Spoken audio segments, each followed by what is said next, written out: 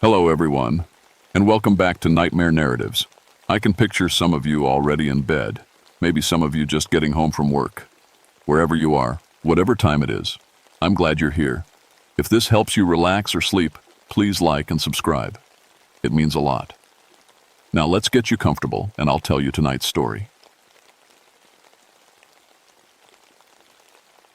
My name is Victor Hollowbrook, and I've spent 21 years crawling through the darkest places on Earth.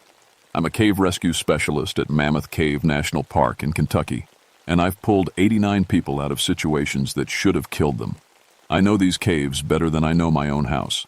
Every tunnel, every drop-off, every place where the limestone gets slick with moisture, it's all mapped in my head. People think that's strange for a guy who's afraid of tight spaces.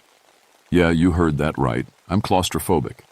Have been since I was 8 years old and got trapped in a coal mine shaft for 6 hours while my dad and his crew dug me out.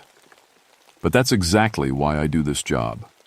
Nobody should die alone in the dark, paralyzed by fear, waiting for help that might never come. It was September of 1989 when everything changed. We'd had 3 weeks of heavy rain, the kind that turns the underground rivers into raging torrents and opens up new passages that haven't seen light in thousands of years. The water pressure just pushes through soft limestone like it's made of soap, creating doorways into places that have been sealed off since before humans walked upright. I was in the ranger station drinking my 4th coffee of the morning when the emergency beacon started screaming. That horrible electronic wail that means someone's hit their panic button 300 feet underground. We got a group missing in the frozen Niagara section, dispatch crackled over the radio. 6 experienced spelunkers. Went down at 6 a.m., beacon activated at 10:47, no radio contact. My stomach dropped. The frozen Niagara area had flooded badly during the rains. We'd closed it to tourists, but experienced cavers could get permits. These weren't amateurs. You don't get authorization to explore flood zones unless you know what you're doing. I'm heading down, I said, all reddit. I grabbing my gear. Get Tony Deepwater on backup. Tell him to bring the water rescue equipment. Tony was the only other specialist who knew those deep sections as well as I did. Native American guy, Cherokee descent who'd grown up hearing stories about the caves from his grandmother. He treated the underground with a respect that bordered on religious, always whispering something in Cherokee before we went down. I used to tease him about it. I don't tease him anymore. The entrance to the restricted section was a narrow crack in the limestone, barely wide enough to squeeze through sideways. I clipped my helmet light on, checked my backup lights, and started the descent. The air got colder immediately, that damp chill that seeps into your bones and stays there. My breath made fog clouds in the beam of my headlamp. The first thing I noticed was the silence. Caves are never truly silent. There's always something. Water dripping, bats chittering, the occasional crack of settling rock. But this was different. This was the kind of quiet that presses against your eardrums like cotton, the kind that makes you hear your own heartbeat too loud. I pushed deeper, following the route the missing group had filed with dispatch. They were supposed to be exploring a newly opened chamber that the floodwaters had revealed. The passage got tighter, forcing me to crawl on my belly through spaces barely 2 feet high. My childhood fear whispered at the edges of my mind, but I pushed it down. Someone needed help. That's all that mattered. After 40 minutes of crawling and climbing, I reached the chamber where the group should have been. My light swept across the space, a dome-shaped room about 30 feet across with a ceiling that disappeared into shadows above. Beautiful formations of flowstone covered the walls, looking like frozen waterfalls in the beam of my lamp. Then I saw their equipment. It was arranged in a perfect circle in the center of the chamber. 6 backpacks, 6 coils of rope, 6 helmets with dead lights, all placed with careful precision, like someone setting a table for dinner, but no signs of the people who'd carried them down here. Hello? My voice echoed weirdly, bouncing off the walls in ways that didn't make sense. This is Ranger Hollowbrook. Can anyone hear me? Nothing. Just that pressing, suffocating silence. I knelt down to examine the nearest backpack. It belonged to Maria Santos. I recognized her name on the tag. She was a geology professor from the University of Kentucky, 43 years old, mother of two. Her pack was bone dry, even though parts of this passage had been completely flooded 2 days ago, and there was no mud, no dirt, no sign that anyone had actually opened it. That's when I noticed the second thing. There were no bats. Mammoth Cave has 14 different species of bats. You can't go 100 feet without seeing at least a few. But this chamber was completely empty of any life except me. My hands started shaking as I clicked on my radio. "Dispatch, this is Hollowbrook. I've found the missing group's equipment, but no sign of the people. Send Tony down with full rescue team and tell them—" I paused, not sure how to explain what I was seeing. "Tell them something's wrong down here." The radio crackled with static, then went dead. I tried again. Nothing. The limestone must have been blocking the signal, even though I'd gotten clear transmission in this area before. I was on my own. I decided to search the connecting passages while waiting for backup. There were 3 tunnels leading out of the main chamber, all of them tight squeezes that forced me to move sideways. I chose the widest one, marking my path with chemical glow sticks every 20 feet so I could find my way back. The tunnel sloped downward at a steep angle, and I had to use my rope to rappel down a 15-foot drop. My light caught something at the bottom that made me freeze halfway down the descent. Scratches. Long, deep gouges in the limestone wall, running in parallel sets of 4. Like claw marks, except they were too big to be from any animal that lived in caves. Each mark was easily 6 inches long and cut deep enough into the rock to leave visible grooves. I touched one of the marks. The edges were rough, recently made. Limestone dust still clung to the grooves. Whatever made these scratches had been here very recently. "Just a bear," I whispered to myself, even though I knew that was impossible. Bears don't come this deep, and their claws don't cut limestone like butter. I kept moving, following the tunnel deeper. The temperature was dropping. I could see my breath in thick clouds now. That was wrong, too. The deeper you go in a cave system, the more stable the temperature should be. It shouldn't be getting colder. That's when I heard the sound. A wet, sliding noise like something heavy being dragged across stone. It came from somewhere ahead of me, echoing through the darkness beyond my light. "Hello? This is Ranger Hollowbrook. I'm here to help." The sliding noise stopped. The silence pressed in again, but this time it felt different. It felt like something was listening. I forced myself forward, every instinct screaming at me to turn back. The tunnel opened into another chamber, smaller than the first. My light swept across the space, and I saw— oh God. Maria Santos was hanging from the ceiling. She was wrapped in something that looked like thick spider silk, a cocoon that covered her from neck to ankles. Only her head was exposed, tilted at an angle that should have been impossible if her neck wasn't broken. But her eyes were open, and they were moving. She was alive. I rushed forward, my hands fumbling for my knife. "Maria, hang on, I'm getting you down!" Her eyes focused on me, and her mouth moved, but no sound came out. Just a faint wheeze, like she was trying to scream, but her lungs wouldn't work. Tears rolled down her cheeks. I cut into the cocoon material and immediately wished I hadn't. The substance was warm and wet, and it smelled like digestive acid. My knife came away covered in a clear slime that burned my fingers even through my gloves. Where the cocoon touched Maria's skin, the flesh looked raw and partially dissolved. "Jesus Christ," I breathed. "What did this to you?" That's when I noticed the others. 4 more cocoons hanging from the ceiling like terrible fruit, all of them showing signs of the same horrible process. The people inside were alive, conscious, and being slowly digested while they hung there in the dark. I grabbed my radio again, desperately trying to raise dispatch. Nothing but static. I needed help. I needed equipment. The sliding sound came again, much closer now. From the tunnel behind me, I spun around, my light stabbing into the darkness. For just a second, I saw something move, something tall and pale, with arms too long and joints that bent the wrong way. Then it was gone, melted back into the shadows beyond my light. My heart hammered in my chest. "Who's there? Show yourself!" No answer. But I could hear breathing now. A wet, rasping sound that echoed all around me. It wasn't coming from one direction. It was coming from everywhere. I looked up. There were openings in the ceiling I hadn't noticed before, dark holes leading to higher passages.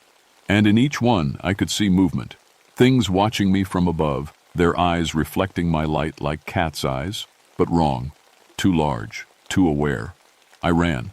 My training said to stay calm, to move carefully, to never panic underground. But training doesn't mean much when you're being hunted by something that shouldn't exist.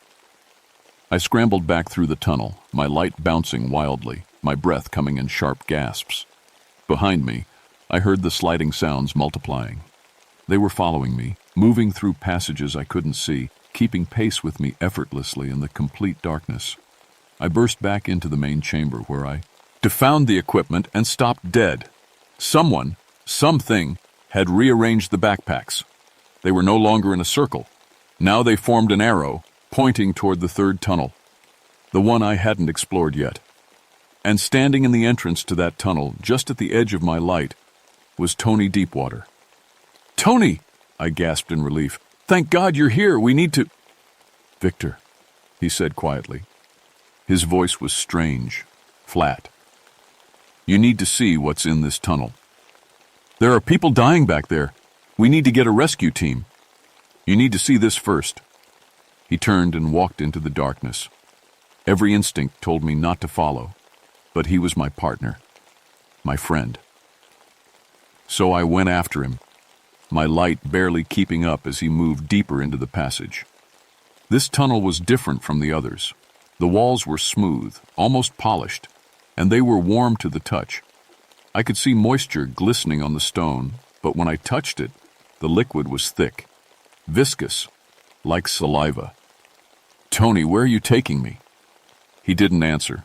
He just kept walking, his shape getting smaller in the distance. I hurried to catch up, and that's when I realized something was wrong with the way he moved.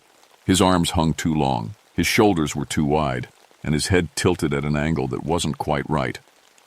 "Tony?" The figure ahead of me stopped. Slowly, it turned around. It wasn't Tony. It had his face, or something like his face, but stretched wrong. The mouth was too wide, full of teeth that went back too far. The eyes were white and huge, adapted for absolute darkness.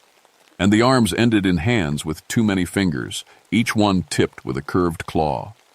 The thing that looked like Tony smiled at me, and I saw its teeth were covered in fresh blood. I turned and ran, my screams echoing through passages that had never heard human voices before. I don't know how long I ran. Time loses meaning in the absolute dark, and panic makes everything blur together. I just kept moving, my light showing me tunnel after tunnel, all of them looking the same. The sliding sounds followed. Me, sometimes close enough that I could feel air displacement as something passed just behind me.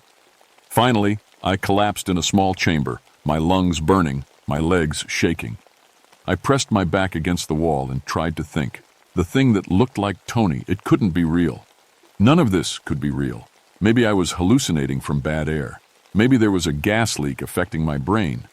But the blood on its teeth had looked very real. I forced myself to calm down and assess the situation. I was lost in an unmapped section of the cave system. My radio wasn't working, and something was hunting me, multiple somethings based on the sounds I'd heard. The smart thing to do was find a defensible position and wait for rescue. Tony would bring a team when I didn't report back. They'd find me eventually, if Tony was still alive. I shook that thought away and checked my supplies. 3 working lights, including my headlamp, 2 extra batteries, a knife, 50 feet of rope, some emergency flares, and a small first aid kit that felt laughably inadequate for the situation. The walls around me started to pulse. I jerked my head up, certain I was seeing things. But no. The limestone was actually moving, expanding and contracting in a slow rhythm, like breathing. And now that I was paying attention, I could feel it. A faint vibration through the rock, steady as a heartbeat.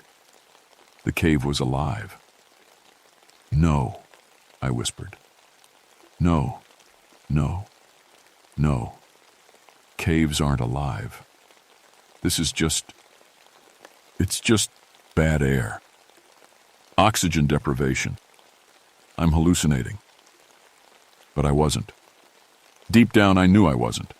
A sound echoed from one of the passages, not sliding this time, but clicking, like someone tapping stones together in a rhythmic pattern. The clicking came from multiple directions, responding to each other in what sounded almost like language. They were communicating, coordinating. I grabbed one of my flares and popped it, the red light flooding the chamber in a hellish glow. Maybe the brightness would keep them away. Maybe they were adapted to darkness and couldn't stand strong light.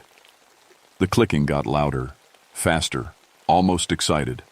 They were attracted to the light. I threw the flare down one tunnel and ran toward another, killing my headlamp to move in darkness. Behind me, I heard scraping sounds as multiple creatures converged on the burning flare. I used those precious seconds to put distance between us, feeling my way along the tunnel walls with my hands. My fingers touched something that wasn't stone. It was fabric, a shirt, and inside the shirt was a body, cold but not stiff, recently dead. I forced myself to search for identification even though every cell in my body screamed to keep moving. My fingers found a wallet in the back pocket. Thomas Chen, one of the missing spelunkers. His face in the driver's license photo was smiling, excited about his adventure underground. The photo was dated 3 months ago. I felt tears burning my eyes. These were real people. People with families, with lives, with futures that ended in this horrible darkness. And I was going to join them if I didn't figure out what was happening. The clicking started again, closer now. They'd realized the flare was a distraction. I moved faster, crawling through a section where the tunnel narrowed to barely 18 inches high. My claustrophobia surged up like a living thing, making my chest tight and my vision blur. But the fear of what was behind me was stronger than the fear of tight spaces. The tunnel opened into another chamber, and this one made me wish I'd stayed in the narrow passage. It was full of cocoons, dozens of them, hanging from the ceiling and stuck to the walls in clusters. Some were old, the material brown and dried out, the shapes inside them mummified. Others were fresh, still glistening with moisture. And some were moving, the people inside them still alive, still aware, still endlessly suffering. I recognized more of the missing spelunkers. A young couple who'd gone missing 2 months ago, a solo explorer from last year. Some of the cocoons were so old I couldn't even identify what was inside anymore. This was a feeding chamber, and it had been in use for a very long time. "Help me!" The voice was barely a whisper, but it cut through my horror like a knife. "Please help me." I looked up and saw Tony, the real Tony this time, not the thing that had mimicked him. He was wrapped in a fresh cocoon against the far wall, only his face visible. His eyes were wide with terror and pain. "Tony!" I rushed over, my knife already out. "I'm here. I'm going to get you out." "No," he gasped. "No time. They bit me, Victor. I can feel it spreading. The venom. I can't move anything below my neck." I cut into the cocoon anyway, my hands shaking. The material came away in strips, revealing his body underneath. What I saw made my stomach lurch. His skin was already starting to break down, turning red and raw where the digestive enzymes were working. He'd been in here for maybe an hour at most, and the damage was already catastrophic. "Listen," he wheezed. "My grandmother told me stories about the cave people, the ones who got lost in the dark so long ago they forgot they were human. They adapted, evolved, became something else. That's impossible. Evolution takes thousands of years. There are things down here that change people faster." His eyes rolled toward the walls, toward the pulsing stone. "The cave itself. It's old, Victor. Older than the Cherokee. Older than the first humans. And it's hungry."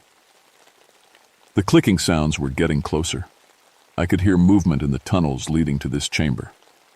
They were coming.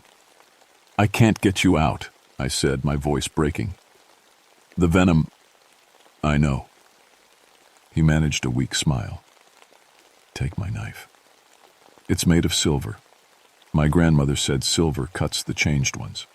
And Victor, when you get out, and you have to get out, You seal this section permanently. Flood it. Blow it up. I don't care. But nothing can ever come up from here again. I'm not leaving you. Yes, you are. His voice got stronger for a moment, that commanding tone he used during rescues. You're the only one who knows what's down here now.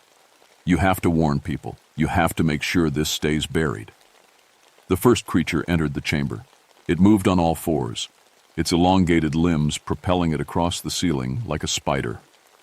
In the red glow of my dying flare, I could see it clearly for the first time. It had been human once, maybe decades ago, maybe centuries. But the cave had changed it, stretched it, turned it into something designed for absolute darkness and eternal hunger.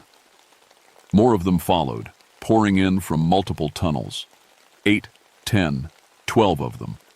They surrounded me in a loose circle, their massive eyes reflecting my headlamp like mirrors. The clicking sounds came from their throats, a horrible wet noise that made my skin crawl. Tony's silver knife felt small and useless in my hand, but it was all I had. Run, Tony whispered. Run now. The largest creature dropped from the ceiling directly in front of me, cutting off my escape route.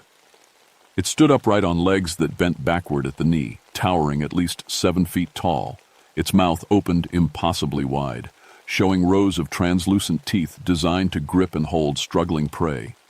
It lunged. I dove to the side, the creature's claws missing my head by inches. It moved fast, faster than anything that size should be able to move, but it was used to hunting in total darkness, tracking prey by sound and smell. My light confused it, made it hesitate for just a second. That second saved my life. I slashed with Tony's silver knife as I rolled, feeling it connect with something soft. The creature shrieked, a sound I'd never heard before, high and piercing like fingernails on metal. Black blood sprayed from the wound, smoking where it hit the limestone. Silver. Tony's grandmother had been right about silver. The other creatures pulled back, clicking to each other in agitation. They were reassessing me, realizing I wasn't helpless prey. But they hadn't stopped hunting. They were just being more careful now. I needed to move. The tunnel behind me led deeper into the nest, but the one to my right seemed to slope upward. That was my only chance. Get to higher ground, find a passage too narrow for these things to follow. I ran, cutting down 2 more creatures that tried to block my path.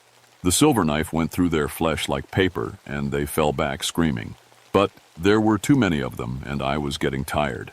My legs burned, my lungs ached, and I was running out of tunnel. The passage ahead ended in a vertical shaft, a natural chimney leading upward. I could see handholds carved into the stone, ancient markings, maybe made by Native Americans centuries ago, or maybe made by earlier victims, desperately trying to escape. I started climbing, jamming my hands and feet into the carved holds. Below me, the creatures gathered at the base of the shaft, clicking and chittering. They could climb too. I'd seen them on the ceiling, but the shaft was narrow and they were big. It would slow them down. 50 feet up, 100 feet, my muscles screaming in protest. My headlamp beam showed the shaft continuing upward into darkness. No end in sight. But behind me I could hear claws scraping on stone. They were following. The shaft suddenly widened into a small cave, barely big enough to sit up in, but flat. I pulled myself up into it and immediately saw what made this place special. The walls were covered in paintings, Native American pictographs, hundreds of years old. But not the usual hunting scenes or spiritual symbols. These showed stick figures being pulled underground, showed creatures with 2 long arms and mouths full of teeth, showed a massive cave entrance that looked like a screaming mouth, the Chero. Key had known about these things. They'd tried to warn future generations, and we hadn't listened. The first creature reached the cave, its claws scraping at the edge. I kicked it in the face, putting all my weight behind it. The thing fell backward, crashing into the creatures climbing below it. They went down in a tangle of limbs and shrieks, but more kept coming. They were relentless. I looked around desperately for another exit and saw it. A narrow crack in the back wall, barely wide enough to squeeze through. I pushed myself into it, my body scraping against stone on both sides. My claustrophobia surged up, trying to paralyze me, but I fought through it. Behind me, I could hear the creatures trying to follow, their bodies too big to fit. The crack opened into a passage filled with rushing water, an underground river swollen by the recent rains. It was flowing fast, heading upstream toward the surface. If I could survive the current, it might carry me out, or it might drown me. But drowning seemed better than being dissolved alive in a cocoon. I didn't give myself time to think. I jumped. The current grabbed me immediately, slamming me into rocks and dragging me under. I couldn't tell which way was up. My lungs burned. My head cracked against something hard and stars exploded in my vision. Then I broke the surface, gasping for air. The river carried me through total darkness, through passages I couldn't see. I just focused on keeping my head above water and not getting knocked unconscious by the rocks. After what felt like hours, but was probably only minutes, I saw light ahead. Real light, gray and dim, but unmistakably daylight filtering down from above. The river was carrying me toward one of the cave's natural exits, a sinkhole that opened to the surface. I grabbed onto rocks as the current tried to sweep me past, pulling myself up onto a narrow ledge. My whole body shook with exhaustion and shock and cold. But I was alive. I climbed up through the sinkhole, using tree roots and rocks until I finally pulled myself out onto the forest floor. The September sun had never looked so beautiful. I lay there for a long time, just breathing clean air and staring at the sky. Then I heard voices. The rescue team, searching for me. I tried to call out, but my voice wouldn't work. They found me anyway. Wrapped me in emergency blankets, checked my vital signs, asked me questions I couldn't answer yet. The others, I finally croaked. The missing spelunkers. They're still down there. And so is Tony. We'll organize a rescue, the team leader said. You just rest. No. I grabbed his arm, holding on with what little strength I had left. No rescue. Nobody goes back down there. Ever. He looked at me like I was crazy. Maybe I was. But I'd seen what waited in those deep passages. I'd seen what happened to people who stayed too long in the dark. We need to seal the section, I said. Permanently. I don't care how you do it. Cave in, explosives, flood it with concrete. But nothing can come up from down there. Nothing. They put me on medical leave while they investigated my story. The doctor said I had severe hypothermia, multiple contusions, and early signs of nerve damage from exposure to an unknown toxin. They found traces of the paralytic venom on my skin and clothes, but they couldn't identify what it was from. The official report listed the missing spelunkers as victims of a cave-in and drowning. Tony Deepwater was given a memorial service. His body was never recovered. 3 weeks after the incident, they sealed the section. The official reason was geological instability. But I knew the real reason. Someone had listened to me. Someone had gone down just deep enough to see evidence of what I'd described. They didn't find any creatures. The things had retreated deeper, back into passages that haven't been mapped and never will be. But they found the cocoons. They found the remains of people who'd gone missing over decades. And they found something else they won't talk about. Something in the deepest chamber that made even the hardened cave explorers refuse to go back. The sealed section was filled with concrete, then covered with warning signs. The area is permanently closed to all access. No exceptions. I should have felt relieved. I should have felt like I'd accomplished something by containing the threat. But I couldn't shake the feeling that we'd only sealed off one nest. There are 400 miles of mapped passages in Mammoth Cave and probably thousands more that we've never seen. And Mammoth Cave is just one system. There are caves all over the world, most of them unexplored.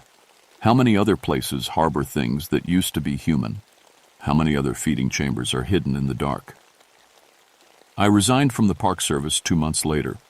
The nerve damage from the venom never healed completely.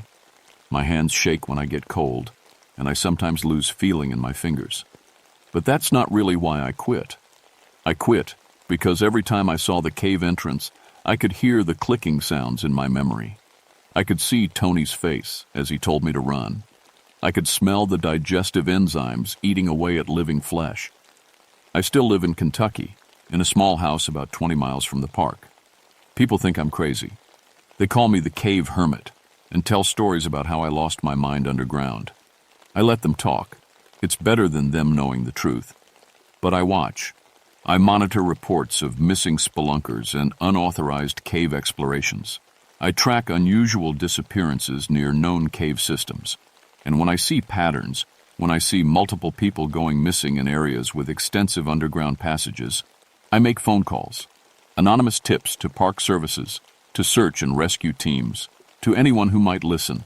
Sometimes they find something. Usually they don't, because these Hangs are smart and patient.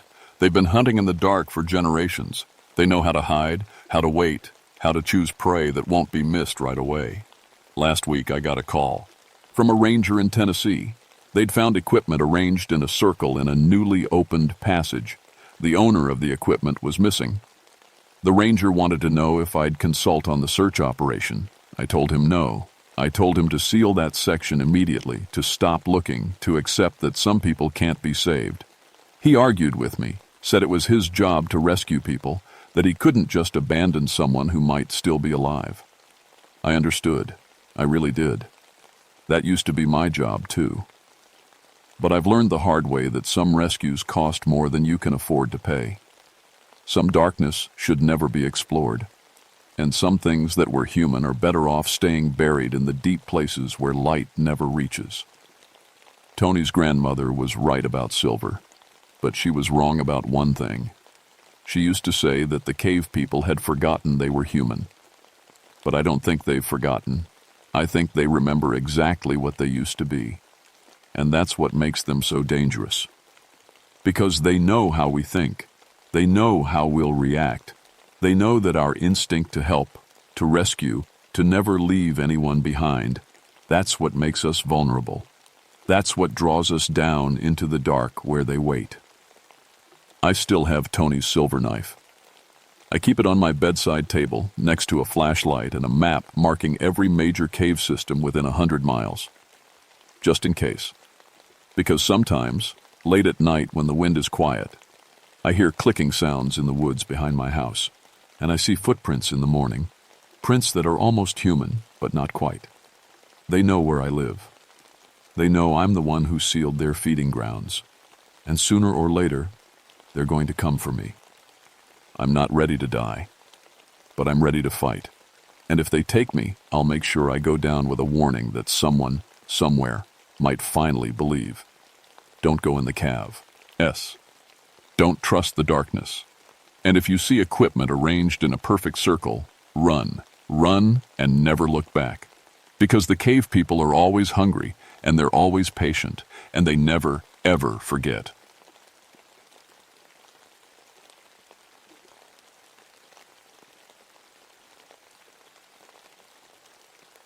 My name is Samuel Ironbark, and I've been a ranger in these mountains for 21 years.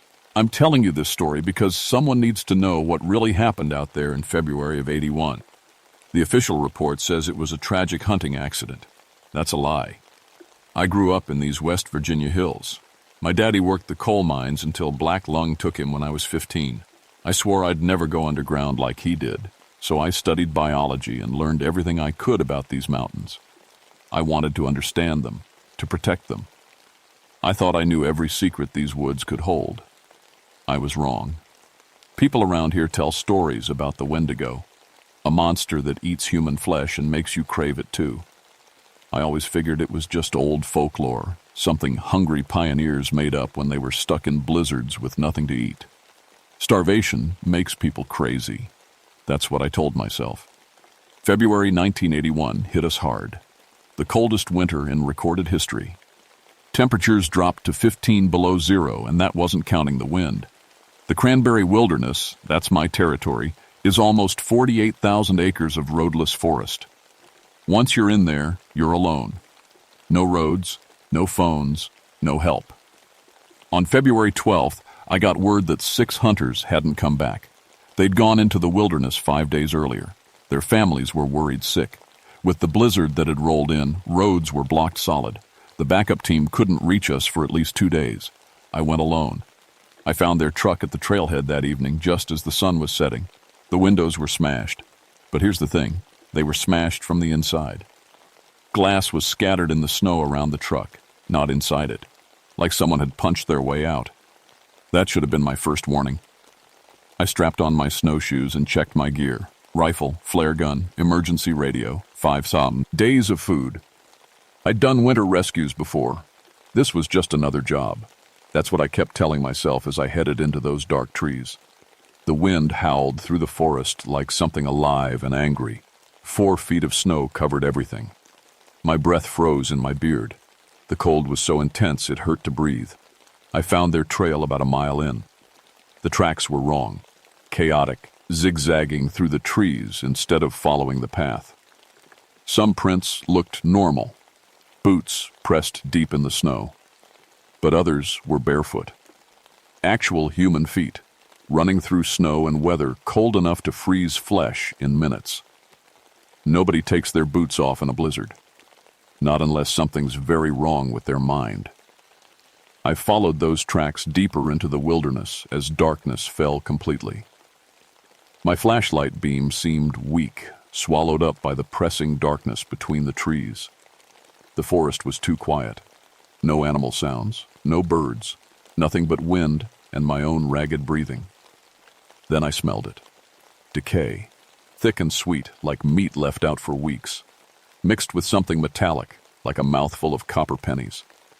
The smell was so strong it made my eyes water. That's when I found their first campsite. The lean-to shelter was still standing, barely. Someone had built it against a rock face, but the entrance was torn apart. I walked closer, my rifle ready, and shined my light inside. I wish I hadn't. There were bones, human bones, clean-picked, white in my flashlight beam. They were arranged in patterns on the ground. Circles, spirals, designs that made my head hurt to look at. Some bones had been gnawed on. I could see the tooth marks. Scattered around the shelter were the hunters' rifles. 3 of them. Each one had deep bite marks in the barrel like someone had tried to eat the metal. My radio crackled. I grabbed it fast, hoping for contact with base. Static poured out, but underneath it, I heard something else. Screaming, faint and distant, like it was coming from very far away. Then the radio went dead completely. I was alone. I should have turned back. Right then. Should have marked the location and waited for the backup team. But those were 6 men out here. Maybe some of them were still alive. I had to try. The tracks led me deeper. The snow was coming down harder now, erasing the path behind me. The temperature was dropping fast. My fingers ached inside my gloves. I found more gear scattered through the trees. A backpack torn open, food and supplies scattered and half buried. A hunting knife stuck blade first into a tree trunk 8 feet off the ground. The sleeping bags were shredded, feathers floating in the wind like strange snow. Then I heard it. A howl, long and wavering, almost human, but not quite. It echoed through the valley wrong, seeming to come from everywhere at once. The sound made my stomach clench with a fear I didn't understand. Something howled back from the other direction, then another, from a third direction. I was surrounded. I pressed against a large pine tree, my rifle raised, spinning slowly to watch all directions. My heart hammered in my chest. The wind had died suddenly, leaving the forest in eerie silence. That's when I saw it. At the edge of my flashlight beam, between 2 trees about 40 yards away, stood a figure. Tall, impossibly tall, at least 12 feet. Thin like a skeleton wrapped in gray skin. Its arms hung down past its knees, ending in long fingers with black claws. I blinked, and it was gone. Just gone. Like it had never been there. My hands shook as I swept my light across the trees. Nothing. But I could feel eyes watching me. Feel something's hunger pressing against my mind like hands around my throat. I started moving again, faster now, following the tracks because they were all I had. The cold spots got worse, patches where the air was so frozen my breath turned to ice crystals instantly. I'd walk through one and feel it burn my lungs. That's when I found him. Burst Hunter was hanging from a tree branch 15 feet up. His jacket was torn open and his chest. God, his chest was hollowed out like someone had scooped him empty. But his eyes were still moving, still alive, somehow still alive. His mouth worked, trying to form words. I dropped my pack and pulled out my rope, trying to figure out how to get him down. Then he spoke. "Run," he whispered. His voice was wet, bubbling. "It's so hungry, always hungry. Run while you still—" He never finished. His eyes went still, focused on something behind me. I spun around. The creature stood 10 feet away. Up close, it was worse than anything my mind could have imagined. 12 feet of walking corpse. Its skin was gray and stretched tight over bones that jutted at wrong angles. The head was like a deer skull covered in thin, dead flesh. Its eyes glowed yellow in my flashlight beam, not reflecting, but actually glowing from within. Its mouth opened, showing rows of yellowed fangs. Each tooth was the size of my thumb. The smell of rot poured off it in waves. I raised my rifle and fired. The bullet hit its center mass. I know it did. I'm a good shot, and I was close enough to count its ribs. The creature didn't even flinch. It tilted its head, studying me like I was something interesting. Then it smiled, actually smiled, pulling those torn lips back to show even more teeth. I fired again. And again. 3 shots into its chest, close enough together I could have covered them with my fist. It laughed. The sound was like bones breaking, like ice cracking on a frozen lake. Then it moved. I've never seen anything move that fast. 1 second it was 10 feet away. The next, it was past me, heading deeper into the forest. It didn't run through the deep snow, it ran on top of it, barely leaving prints, moving like gravity didn't apply to it. I stood there shaking, my rifle still raised, my mind trying to process what I'd just seen. The radio in my pack crackled to life again. This time I heard words through the static. "Brother. Brother found us. So hungry. Join us." Yanked the radio out and saw the display was showing the frequency was locked on channel 16, the emergency channel. Someone was broadcasting on it, someone close. "Who is this?" I demanded. "Where are you?" Laughter answered me. Multiple voices, male and female, laughing together. "We're everywhere, Ranger. We're the hunger that walks. Join us. Eat with us. Fill the emptiness." I threw the radio into the snow and stomped on it. The voices kept talking even after the casing cracked, getting fainter but never quite stopping. I needed shelter, needed fire, needed to think. I found a small cave about 100 yards away, really just an overhang in the rock face. I built a fire at the entrance and sat with my back to the wall, rifle across my knees. The flames pushed back the darkness, but not the cold. Nothing pushed back this cold. I ate some of my emergency rations, dried meat and crackers. But even as I chewed, I felt a strange emptiness in my stomach. The food didn't help. I was still hungry. So hungry it hurt. That wasn't normal. I'd just eaten. I shouldn't be hungry. The thought scared me worse than the creature had. As I sat there, trying to plan my next move, I heard footsteps crunching in the snow. Slow, deliberate. Human footsteps. "Help me," a voice called. Male, weak. "Please, I'm so cold." One of the hunters. Had to be. I grabbed my flashlight and shined it toward the voice. A man stumbled into the light. He was barefoot, wearing only torn pants. No shirt, no jacket. His skin should have been blue with frostbite, but it looked normal. He smiled at me. "Thank God," he said. "I've been lost for days. Do you have food? I'm so hungry." "What's your name?" I asked, not lowering my rifle.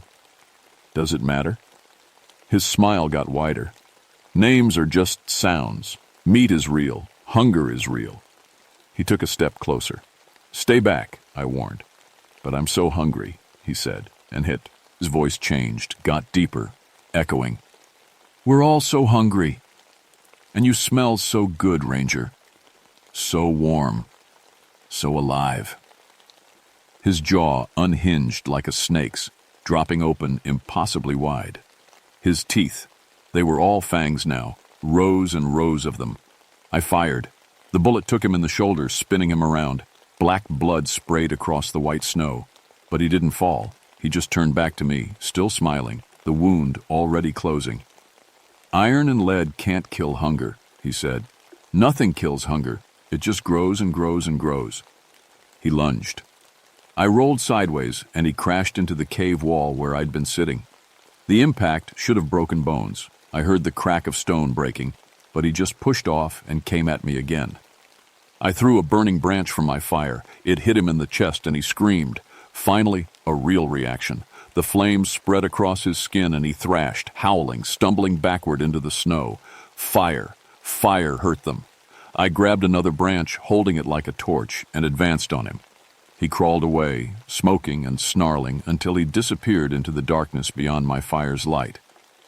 But his voice drifted back. "More are coming, Ranger. So many more. And you're changing too. Feel it, don't you? The hunger. It's in you now, in your blood. Soon you'll be one of us." I looked down at my hands. During the fight, he'd scratched me. 3 deep cuts across my forearm, bleeding through my jacket. The wounds burned, not like a normal cut, like something was moving under my skin, spreading. I poured whiskey from my emergency kit over the wounds, gritting my teeth against the pain. Then I wrapped them tight and tried not to think about what he'd said. The hunger in my stomach was worse now, so much worse. I fed more wood into the fire and waited for dawn, my rifle ready, fighting against thoughts that weren't mine. Thoughts about how good warm flesh would taste. How satisfying it would be to bite down into something living. I dug my fingernails into my palms until they bled, using the pain to push those thoughts away. When the sun finally rose, weak and pale through the storm clouds, I made a decision. I was going to find where these things lived, and I was going to kill them all, even if I had to burn down the whole forest to do it. The tracks led me to an old mine shaft, one that hadn't been used in 60 years. The entrance was a black hole in the mountainside, about 6 feet high and just as wide. Snow had piled up around it, but the tracks went right inside, all of them. Every set of prints I'd been following, they all ended here. I stood at the entrance, looking into that darkness, and every instinct I had screamed at me to run. But those hunters deserved better than to die alone in the dark. And if I was changing, if that scratch had infected me, then I needed to end this before I became one of those things. I lit 3 flares and threw them inside. The red light pushed back the shadows, revealing a tunnel that sloped down into the earth. The walls were covered in scratches, claw marks gouged deep into solid rock. I went in. The tunnel went down for maybe 50 feet, then opened into a larger chamber. It was an old mining room, picks and equipment still scattered around from when they'd abandoned this place decades ago. But they'd left more than equipment. Bodies hung from the ceiling, dozens of them. Some fresh, some old enough to be just bones. They were all arranged in patterns, spinning slowly on ropes, creating shadows that danced across the walls. And in the center of the room, sitting around a pile of gnawed bones, were 4 of them. 4 Wendigos. 3 were like the first one I'd seen, tall, skeletal, gray-skinned. But the 4th was different. Bigger, older. Its skin was like tree bark, and its antlers, it had actual antlers growing from its skull, scraped the ceiling. They were eating something, passing pieces back and forth, taking turns. One of the hunters. I recognized his jacket. The oldest one looked up at me with those glowing yellow eyes. "Ranger," it said, its voice like wind through dead trees. "We've been waiting for you." "Let the others go," I said, my rifle aimed at the big one's head. "Whatever's left of them, let them go." "There are no others," it said. "There's only us now." 6 went into the woods. 6 answered the call. 6 embraced the hunger. "You're lying. I saw tracks." "You saw what we wanted you to see. The hunters died 3 days ago. We wore their skins to lure you here. You, Ranger, you're special. 21 years in these mountains. You know them, love them. When you change, you'll be powerful. A strong addition to our family." It stood, and I realized it was over 15 feet tall. Its head brushed the stone ceiling. "We were all like you once," it continued. Humans who thought they could survive the wilderness. But the mountains are older than your species. The hunger that lives here is older still. When you're desperate enough, cold enough, hungry enough, you take that first bite, and then you're ours forever. I won't, I said. You already have. It pointed at my bandaged arm. You feel it, don't you? The emptiness. It's not just hunger. It's a hole in your soul that nothing can fill. You'll eat and eat and eat, and it will never be enough. That's the curse. That's the gift. The other 3 Wendigos stood, circling around me. I was surrounded. How do I stop it? I asked, backing toward the tunnel entrance. The old one smiled. You can't, but you can feed it. Give in. Let the hunger take you. It's beautiful, Ranger. No more fear, no more pain. Just the hunt, forever. There's another option, I said. I'd been backing up for a reason. Behind me, near the tunnel entrance, was a stack of crates marked with warnings. Mining explosives, old but probably still good. I'd spotted them on my way in. Fire kills you, and I said, wonder what an explosion does. I fired 3 shots at the crates. The Wendigos realized what I was doing and lunged, but they were too slow. The 3rd bullet sparked against metal, ignited something, and the world turned to fire and thunder. The blast threw me backward into the tunnel. Rock rained down around me. The ceiling collapsed, tons of stone crashing down, sealing the chamber, sealing the Wendigos inside. I crawled toward the entrance, coughing, bleeding from a dozen cuts. Behind me I heard them screaming, terrible, hungry screams that echoed up through the settling rocks. Then silence. I made it outside and collapsed in the snow. The cold air had never felt so good, but the hunger was still there, still eating at me from the inside. I looked at my hands. The skin was starting to turn gray. They found me 3 days later, half buried in snow, delirious from hypothermia. The backup team dug me out and got me to the hospital. I'd lost 3 fingers to frostbite. My left leg was infected bad enough they thought about taking it. The doctors said it was a miracle I survived. I didn't tell them about the other miracle, that I'd survived long enough for the Wendigo infection to burn itself out. The hunger had faded slowly over those 3 days. It still comes back sometimes in dreams, but I can fight it now. The official report said the 6 hunters died in the blizzard. Tragic accident. Their bodies were recovered in deteriorated condition. That was true enough. What we found in that collapsed mine wasn't fit for their families to see. I was treated as a hero for trying to save them. Got a medal, got promoted, got put behind a desk where I couldn't cause any more trouble. But I left something behind before they pulled me out of the field. A journal, hidden in a waterproof case, buried at the trailhead. Everything that really happened is in there, written in my own hand. Instructions for the ranger who comes after me. Because here's the thing, they don't know. The explosion didn't kill those Wendigos. It just trapped them. 3 months. After I got out of the hospital, there was an earthquake in the Cranberry Wilderness. Minor one, barely registered on the news. But it was centered right where that mine shaft used to be. I pulled the geological survey reports. There's a new crack in the mountainside, right where I buried them. And last week a hunter went missing in that area. They found his truck at the trailhead, windows smashed from the inside, glass scattered in the snow outside, not in. The Forest Service sealed off that whole section, called it a protected habitat area, no entry allowed.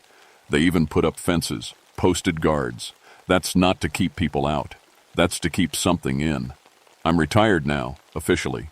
Bad leg, missing fingers, post-traumatic stress. I live in town, doors locked, windows barred.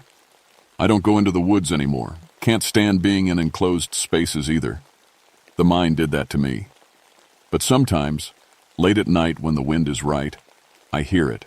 A howl, distant and hungry, echoing down from the mountains. And I know it's only a matter of time before the fences fail, before the hunger breaks free again, before some other ranger gets the call about missing hikers. I just hope whoever it is finds my journal first. Because you can't kill hunger. You can only feed it or contain it or run from it.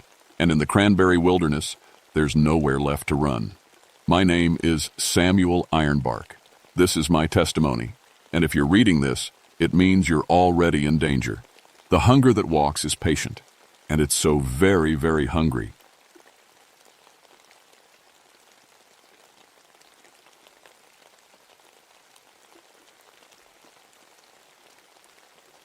My name is Martha Blackthorne, and I've been a park ranger for 14 years.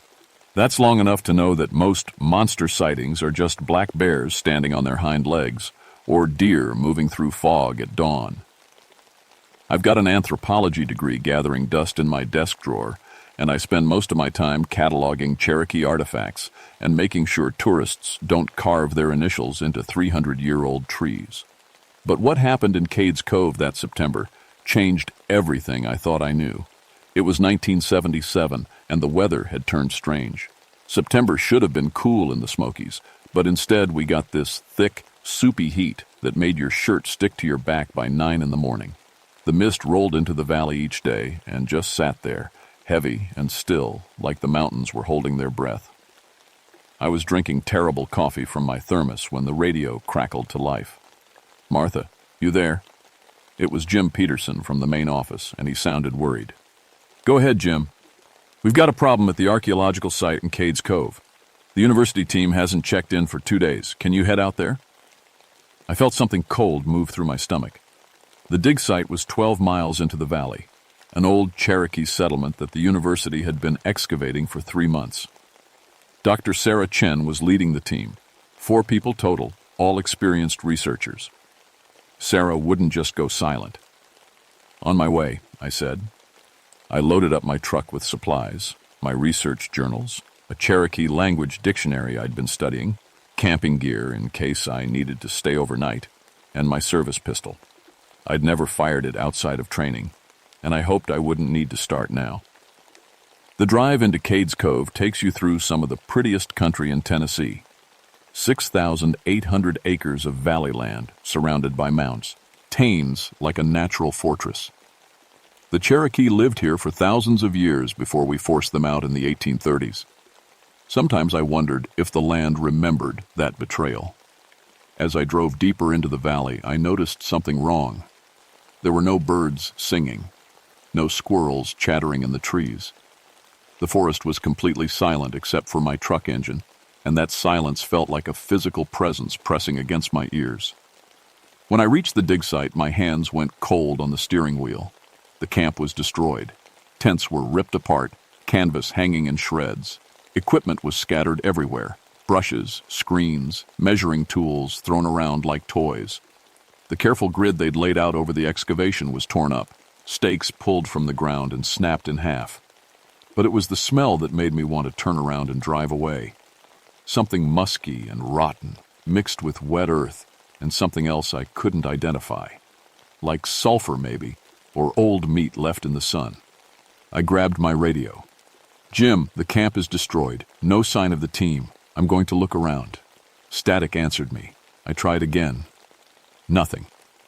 The radio was dead, even though it had worked fine 10 minutes ago. I pulled my pistol and stepped out of the truck. The excavation pit was about 20 feet across, carefully dug down about 4 feet. The team had been uncovering what they thought was a communal gathering area, but now the pit looked different. The walls were scratched and gouged, like something with claws had torn at the earth. And in the center of the pit, someone had arranged bones. Not the ancient Cherokee bones they'd been excavating. Fresh bones. Deer bones, I thought, though some looked bigger. They were laid out in a pattern, a circle with lines radiating outward like a warning sign. My anthropology training kicked in. Bone arrangements like this showed up in Cherokee Fee, all chlor, markers that meant stay away or sacred ground. But these bones were fresh. Someone had put them here recently. I heard something then, a sound so deep it was almost below hearing, more of a vibration in my chest than actual noise, like a heartbeat, but huge and slow. The trees around the clearing were marked. I'd missed it at first, but now I saw them, claw marks gouged into the bark, starting about 10 feet up and dragging downward. Whatever made those marks was tall, much taller than a bear could reach standing up. I've never believed in ghosts or monsters. I've always trusted science and evidence. But standing in that destroyed camp, smelling that horrible stench, feeling that deep vibration in my bones, for the first time in my life, I was truly afraid. I found the first body at the sacred spring. The Cherokee called it Atagahi, meaning healing water. The spring bubbled up from between two rocks about 100 yards from the dig site, crystal clear and ice cold even in summer. The university team had been careful not to disturb it. Sarah Chen had respected the local Cherokee elders' warnings that some places were meant to stay untouched. But someone had been there recently. The mud around the spring was churned up, and there were tracks. I'm good at tracking. Spent 2 years working with search and rescue before I moved to cultural resources. I know bear tracks, deer tracks, wild boar. These weren't any of those. The prints were huge, maybe 18 inches long and 8 inches wide. They looked almost human, with 5 distinct toe marks, but the proportions were wrong. The toes were too long, too spread out, and there were claw marks at the end of each one, deep gouges in the soft earth. The stride length was impossible, 8 feet between prints. Whatever made these tracks was running, and it was big. I followed them around the spring and found Dr. Sarah Chen. I won't describe what I saw in detail. Even now, 25 years later, I still have nightmares. She'd been torn apart with such force that pieces of her were scattered across 20 feet. Her camera was still around her neck, somehow intact, the strap soaked with blood. I threw up in the bushes, stood there shaking, trying to make my brain work. No bear did this. I'd seen bear attacks. Bears kill to eat or to defend themselves, and the damage they do makes sense. This was something else. This was rage. This was punishment. I needed to get help. I needed to call this in. Get state police out here. Get a team together. But my radio was still dead, and my truck was a 10-minute walk back through the woods. That's when I heard it clearly for the first time. Not just the deep vibration, but an actual sound. A growl that started low and rose higher, echoing off the mountains. It sounded like it was coming from everywhere at once. And then I saw it. Just for a second, between the trees about 50 yards away. 8 feet tall, maybe more. Covered in dark, matted fur that looked almost black in the shadows. It was standing on 2 legs like a man, but hunched forward, arms too long, hanging past its knees. I couldn't see its face clearly, just the eyes. Red, glowing red, like hot coals in the darkness. We looked at each other. I couldn't move, couldn't breathe. Every instinct screamed at me to run, but some deeper knowledge kept me frozen. Running would trigger the chase. Running would make me prey. The creature tilted its head, studying me. Then it dropped to all fours and vanished into the forest, moving faster than anything that size should be able to move. I heard branches breaking, rocks tumbling, and then nothing. The silence came back, heavier than before. I ran to my truck. Didn't look back, didn't try to be quiet. Just ran, branches whipping my face, lungs burning. I got the door open, threw myself inside, locked it. My hands shook so bad I could barely get the key in the ignition. The engine wouldn't start. I tried again. Nothing. No, but even a click. The truck was dead, just like my radio. Through the windshield, I saw movement in the trees. Not just one shape now, several. 3, maybe 4, moving through the forest like shadows. Circling. I grabbed Sarah's camera from where I'd dropped it on the passenger seat. My hands were still shaking, but I managed to open it and pull out the film. If I died here, maybe someone would find this. Maybe it would explain what happened. The film was ruined, completely overexposed, like someone had opened the camera in bright sunlight. But it had been closed when I found it. The seals were intact. Something hit the side of the truck. The whole vehicle rocked, metal crumpling like paper. I screamed, couldn't help it. Another impact on the other side and another. They were playing with me, showing me how weak my metal shell really was. Then it stopped. I waited, breathing hard, watching the trees. Minutes passed. The sun was getting lower, shadows growing longer. My research journal was in my bag. With shaking hands, I pulled it out and started writing everything down. If these were my last hours, at least I'd leave a record. At least someone would know. That's when I remembered something Sarah had told me a month ago. We'd been having coffee in town, and she'd mentioned finding something unusual at the dig site. Graves that weren't on any of their surveys. Old graves, she said. Really old. She'd reported it to the Cherokee Nation, asking for guidance on whether to excavate or leave them alone. The Cherokee elder who came to visit had been very clear. Leave them alone. These were protected sites.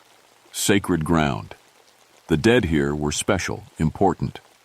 They had guardians. Sarah had followed that advice. They'd marked the graves and worked around them. But the new graduate student on the team, I couldn't remember his name, he'd been frustrated by the restrictions, said they were letting superstition interfere with science. Had he done something? Disturbed the graves despite Sarah's orders? I looked back toward the dig site. The sun was almost down now, and I had a choice to make. Stay in the truck and hope help somehow found me, or go back and look at those graves. Maybe understand what was happening. Maybe find a way to make it stop. The creature's red eyes flashed in my memory. The way it had studied me, intelligent and aware. This wasn't just an animal defending territory. This was something that understood, something that judged. I made my decision. I waited until full dark, then moved through the forest as quietly as I could. The moon was nearly full, giving just enough light to see by. I'd left everything in the truck except my pistol and a flashlight.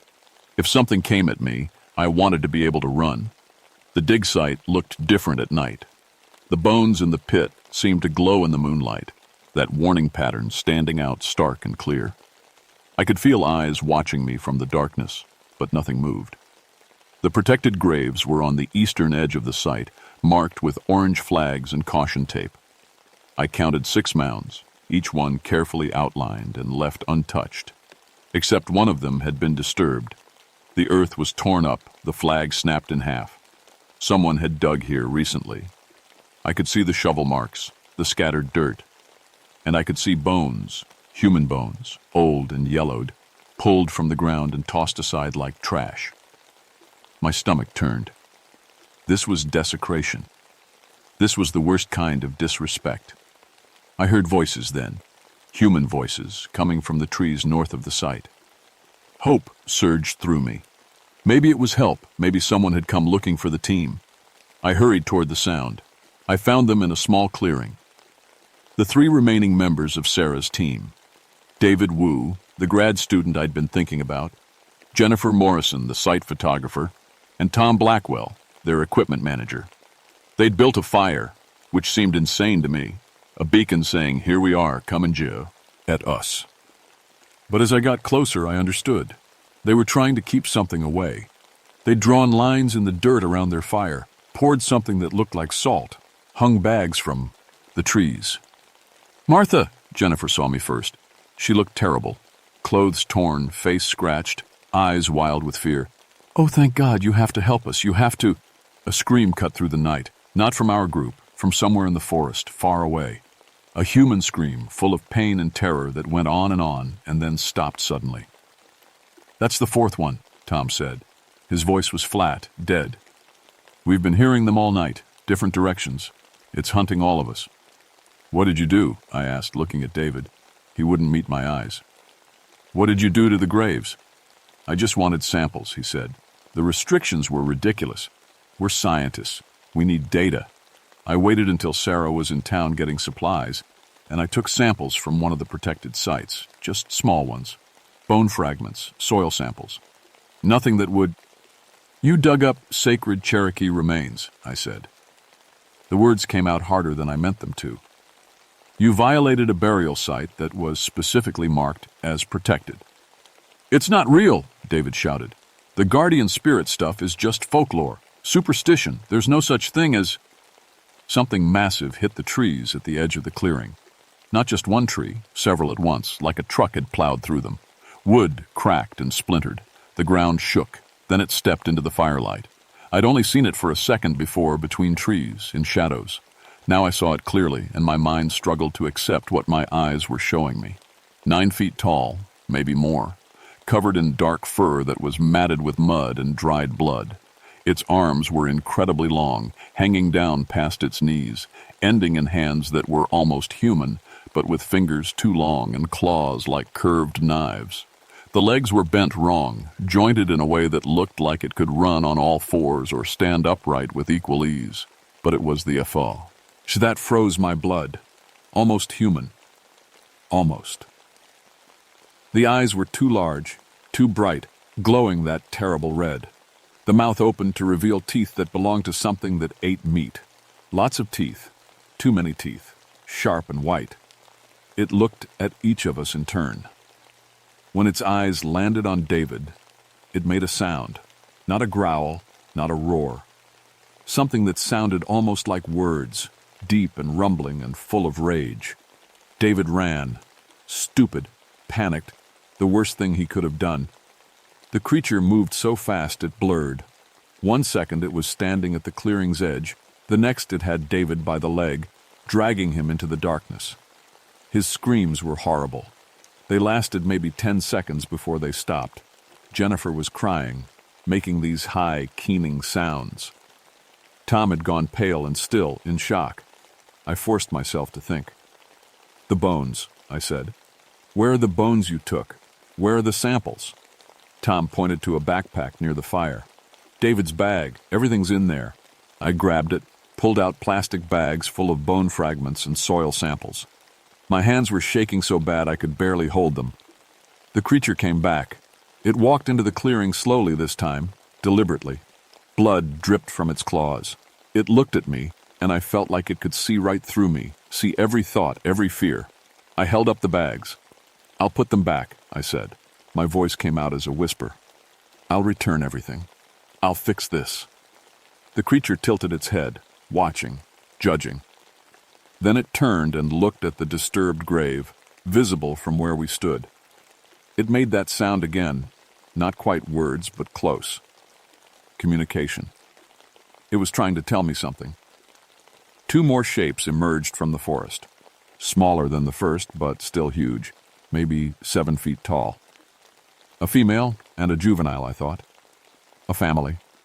They stood together, the 3 of them, and I understood. This wasn't just about territory.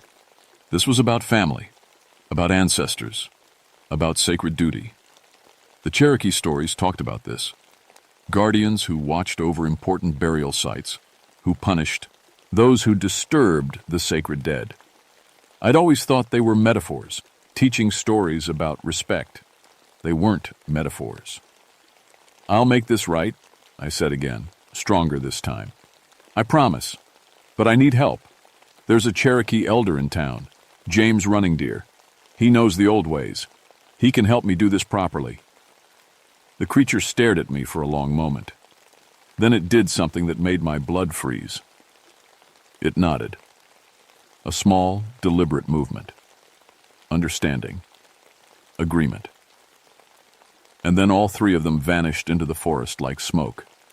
Jennifer was still crying. Tom was staring at where the creatures had been, his mouth open. "We need to get to town," I said. "Now. Stay close to me. Don't run. Don't make sudden moves. And whatever you do, don't touch anything else in this valley." We made it to my truck. Somehow, impossibly, the engine started on the first try. As we drove away, I looked in the rearview mirror. 3 pairs of red eyes watched us from the tree line, making sure we left.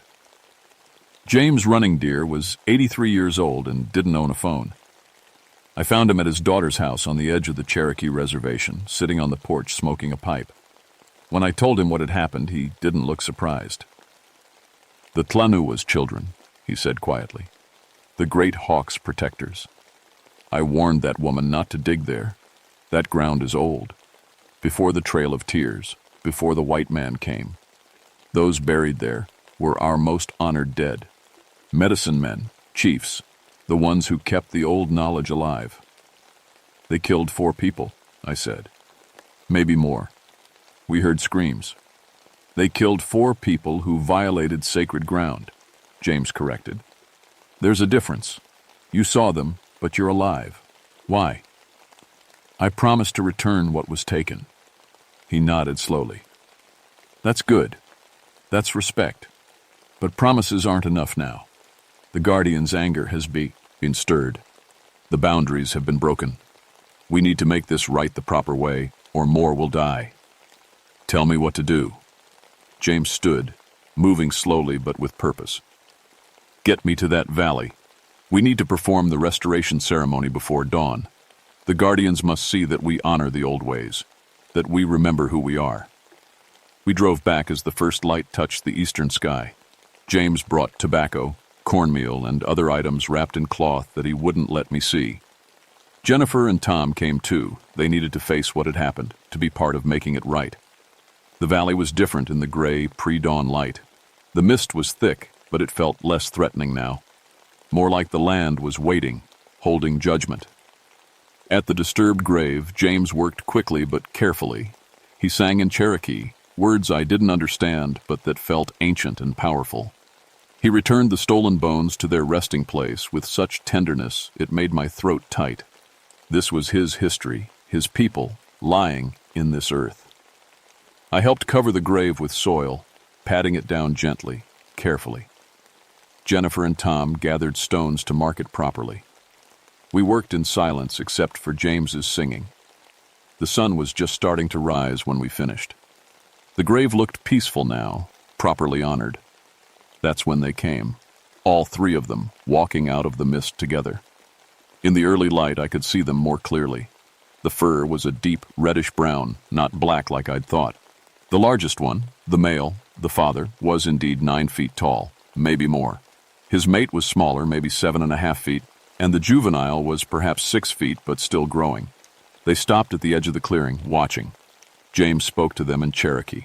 I caught a few words: apology, respect, honor. He placed tobacco at the grave's edge, an offering. The creatures moved closer. Forced myself not to step back, to show respect by standing my ground. Tom and Jennifer were frozen behind me. The male guardian approached the grave. It knelt, and in that moment it looked almost human. A father mourning, checking that the honored dead were properly cared for. It touched the earth gently with one massive hand, then looked up at James. James spoke again, and this time I understood some of it. He was making a promise, that this land would be protected, that the old ways would be remembered, that no one would disturb these graves again. The guardian stood. It looked at me, and I looked back, meeting those red eyes. There was intelligence there, ancient and deep. Wisdom, judgment. Then it reached out one hand. I didn't know what to do. Slowly, carefully, I reached out too. Our hands didn't quite touch, but the gesture was clear. Agreement, understanding. A new boundary, respected by both sides. The sun broke over the mountains, golden light flooding the valley. The three guardians turned and walked into the forest, the family together. Within seconds they'd vanished, leaving only the mist behind. James put a hand on my shoulder. You did well, he said. Not many would have had the wisdom to listen. The Guardians will watch this place now, but they won't kill without cause. The balance is restored. What are they? I asked. Really? They are what they've always been, James said. Protectors. Guardians of what matters. The old knowledge takes many forms. Sometimes it walks on 4 legs, sometimes 2. Sometimes it has fur and claws. But always, always it remembers what we forget. That some things are sacred. That some boundaries exist for good reason. The official report said the archaeological team died in bear attacks during an illegal excavation. The university accepted that explanation, though there were questions about why they'd been working on protected sites without proper permits. The Cherokee Nation worked with the Park Service to designate that entire section of Cades Cove as a cultural preserve. No excavation, no development. Limited human access. I kept my job, but I changed focus. I worked with James and other Cherokee elders to develop training programs for park staff about cultural sensitivity, sacred sites, and the importance of respecting indigenous knowledge, not just as folklore or history, but as living wisdom. Jennifer quit archaeology and became a documentary filmmaker. Tom moved back east, couldn't handle being in the mountains anymore. David's family received his remains with a story about a tragic accident. I never told anyone the full truth. Who would believe it? A creature out of Cherokee legend, walking around in 1977, protecting graves with violence but also with intelligence and restraint. It sounds insane even to me, and I was there. But sometimes, when I'm working alone in remote parts of the park, I feel eyes watching me. I'll find trees marked with claw signs high up, warning markers scratched into stone. Once, about 3 years after that September, I heard that deep growl echoing across a valley, and I found a deer carcass arranged in a pattern that said, "Stay away," in the old Cherokee symbol language. The guardians are still there, still watching, still protecting. I'm 53 now, coming up on retirement. I've trained younger rangers in the protocols James taught me, how to recognize sacred sites, how to show proper respect, how to work with the Cherokee Nation on preservation. Some of them think I'm overly cautious. A few have laughed about Crazy Martha and her monster stories. But some of them listen. Some of them understand that there are things in these old mountains that don't fit in neat scientific boxes, that the land has a memory, and some debts of disrespect don't get forgotten. Last week, a logging company applied for permits to clear-cut a section of forest near Cades Cove. The Cherokee Nation objected, but the company had money and lawyers. The PEs. Permits looked like they'd go through. Then the company's equipment started breaking down. Trucks wouldn't start. Chainsaws jammed. Their surveyor found claw marks on trees throughout the target area, marks that started 12 feet up and gouged downward through bark and heartwood. The company withdrew their application. I drive past that section of forest sometimes on my evening patrols. In the fading light, if you look carefully, you can sometimes see shapes moving between the trees. Large shapes, walking upright, watching the roads and the boundaries. The guardians are patient. They've been here for thousands of years. They'll be here for thousands more, long after we're gone. As long as people remember that some places are sacred, that some boundaries matter, that respect costs nothing but means everything. I sleep better knowing they're out there, knowing that the old knowledge, in whatever form it takes, still watches over what matters, the land remembers, and the guardians never forget.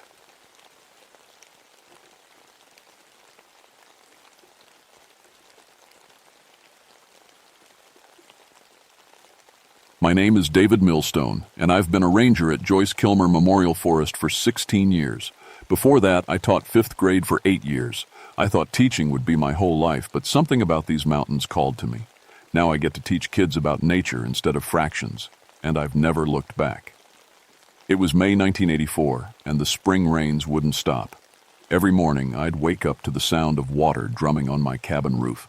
The creeks were getting higher each day, turning from their normal, gentle trickle into something angry and brown.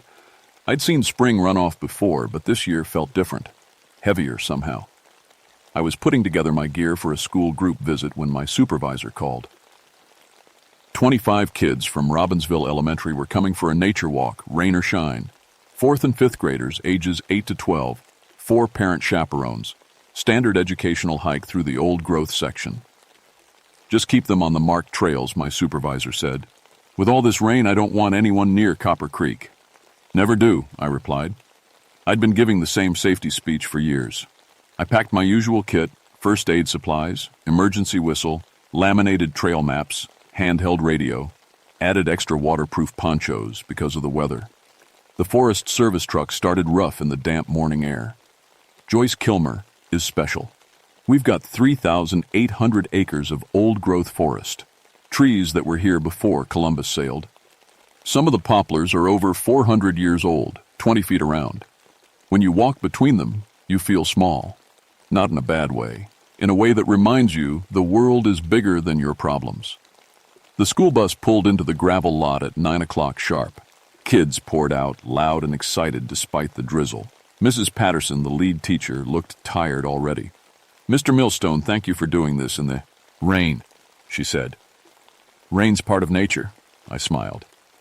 Besides, the forest smells best when it's wet. I gathered the kids under the big covered sign at the trailhead, did my usual introduction, told them about Joyce Kilmer, the poet who wrote Trees, explained about old-growth forests and why we protect them, gave them the safety rules. Stay on the trail, stay with your group. Don't touch anything without asking. Are there bears? A small boy asked. Sometimes, I said, but they're more scared of you than you are of them. Are there ghosts? A girl in a yellow raincoat asked. A few kids laughed. Mrs. Patterson looked embarrassed. I've worked here 16 years, I said firmly. Never seen a ghost. Just trees, birds, and the occasional deer. That was true.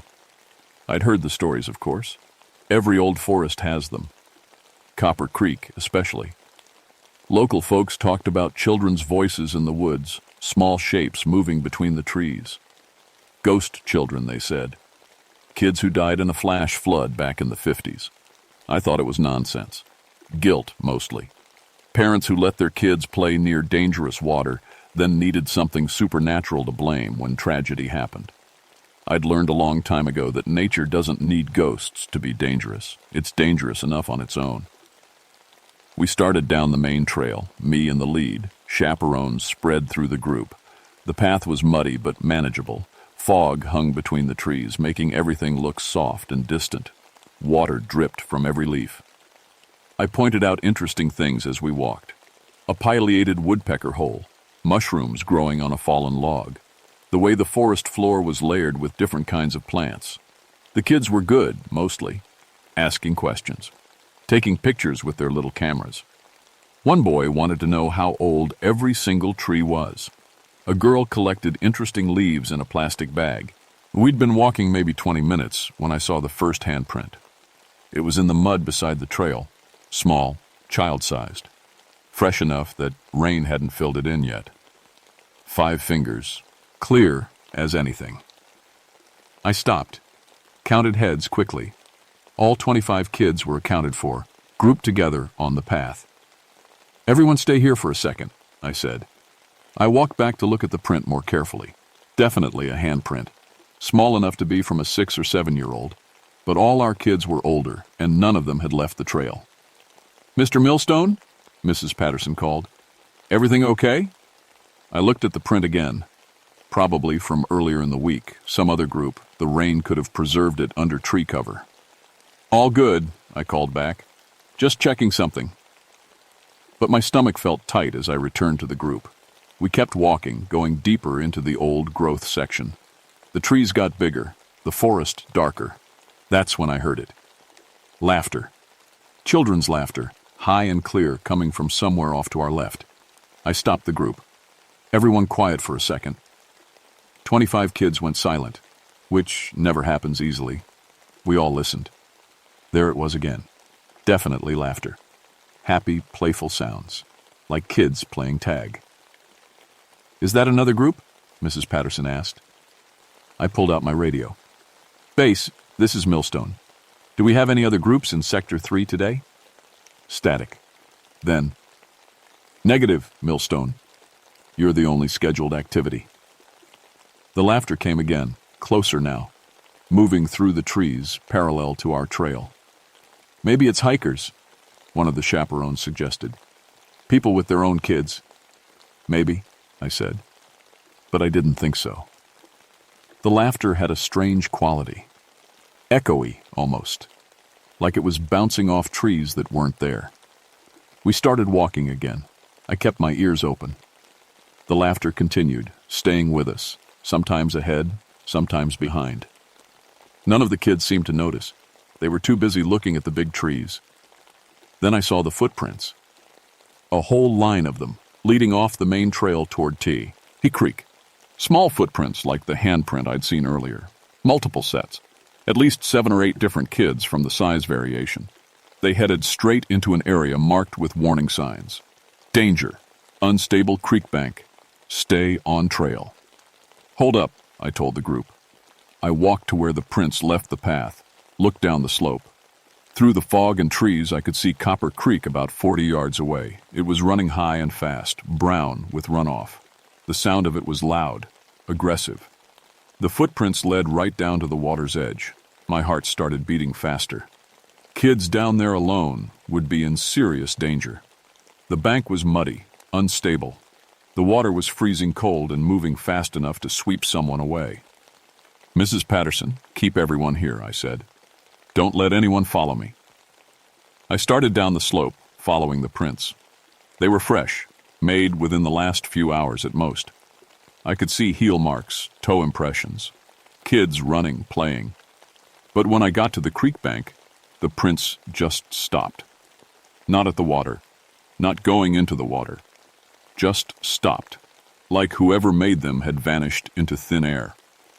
I stood there in the rain, staring at the rushing brown water. The air felt wrong, too cold, too still, despite the wind in the trees above. Then I heard a voice, clear as day, right behind me. "Don't go in the water." I spun around. Nobody there. Just trees and fog. "Hello?" I called. The forest swallowed my voice. No echo, no answer. I climbed back up to the trail quickly, my boots slipping in the mud. The school group was exactly where I'd left them, looking bored and wet. "False alarm," I said, trying to sound casual. "Just animal tracks." We continued the hike. I tried to focus on teaching, pointing out plants, explaining the ecosystem, but I couldn't shake the feeling of being watched, and every few minutes I'd hear that lay utter again, sometimes close, sometimes distant. About halfway through the loop trail, one of the girls screamed. I ran to her. She was pointing into the trees, her hand shaking. "I saw someone," she said. "A kid. Right there." I looked where she pointed. Nothing but trees and fog. "What did they look like?" I asked gently. "A girl," she said. "My age, I think. She was wearing weird clothes, old-fashioned. She was staring at me." "Probably just shadows," her mother said quickly. "The fog plays tricks." But two other kids nodded. "We saw her too," a boy said. "She looked sad." I got on the radio again. "Base, I'm getting reports of someone off trail in my area. Can you send another ranger to check it out?" "Copy that. Jenkins is heading your way." We waited at a wider section of trail. The kids huddled together, suddenly quiet. Even the adults looked nervous. The forest felt different now. Watching, waiting. That's when my radio crackled to life with something that made my blood run cold. It wasn't Jenkins. It wasn't anyone from base. It was singing. Children's voices, thin and distant, coming through the static. Singing an old song I half remembered from my own childhood. "Ring Around the Rosie." All the kids heard it. They stared at the radio in my hand with wide eyes. I switched channels. The singing followed. Every channel, the same eerie children's chorus. Then it stopped. Just static again. "Equipment malfunction," I said, but my voice sounded weak even to me. Jenkins arrived 10 minutes later, out of breath from jogging the trail. "Check the whole area," he said. "Nobody out there. No recent tracks except yours." "That's impossible," I said. "We all heard—" "David," he cut me off. His face was serious. "I need to talk to you, privately." We walked a few yards away from the group. "It's the anniversary," Jenkins said quietly. "May 15th, 1984. 32 years exactly since the Copper Creek flood." I felt my stomach drop. I'd forgotten about that. 8 kids died, Jenkins continued, swept away when the creek flooded during a sudden storm. "Das war's.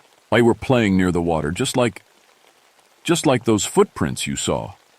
"That's just coincidence," I said. But even as I said it, I heard the laughter again, all around us now, coming from everywhere and nowhere. Jenkins heard it too. I could tell from his face.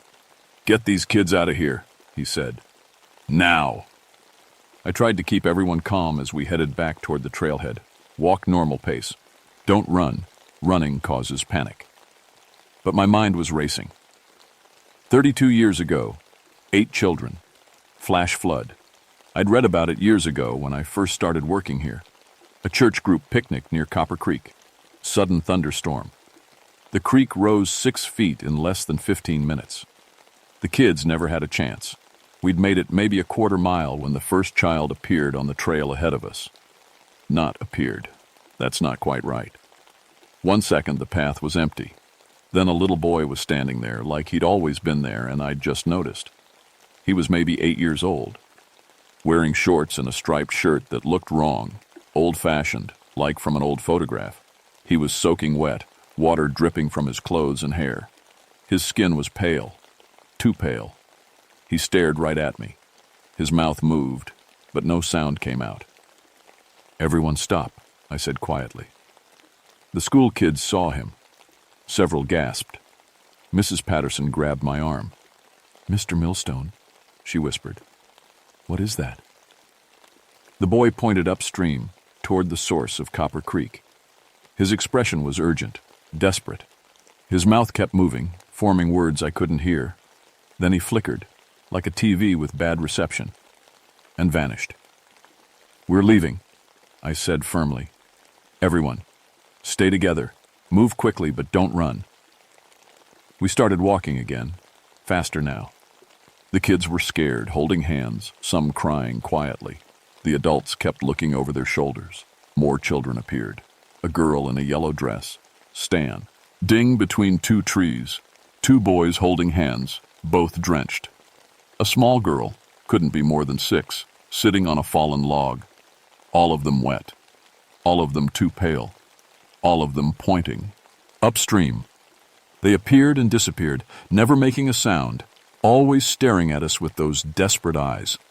"They're trying to tell us something," one of the 4th grade boys said. "Ghosts aren't real," another kid replied, but his voice shook.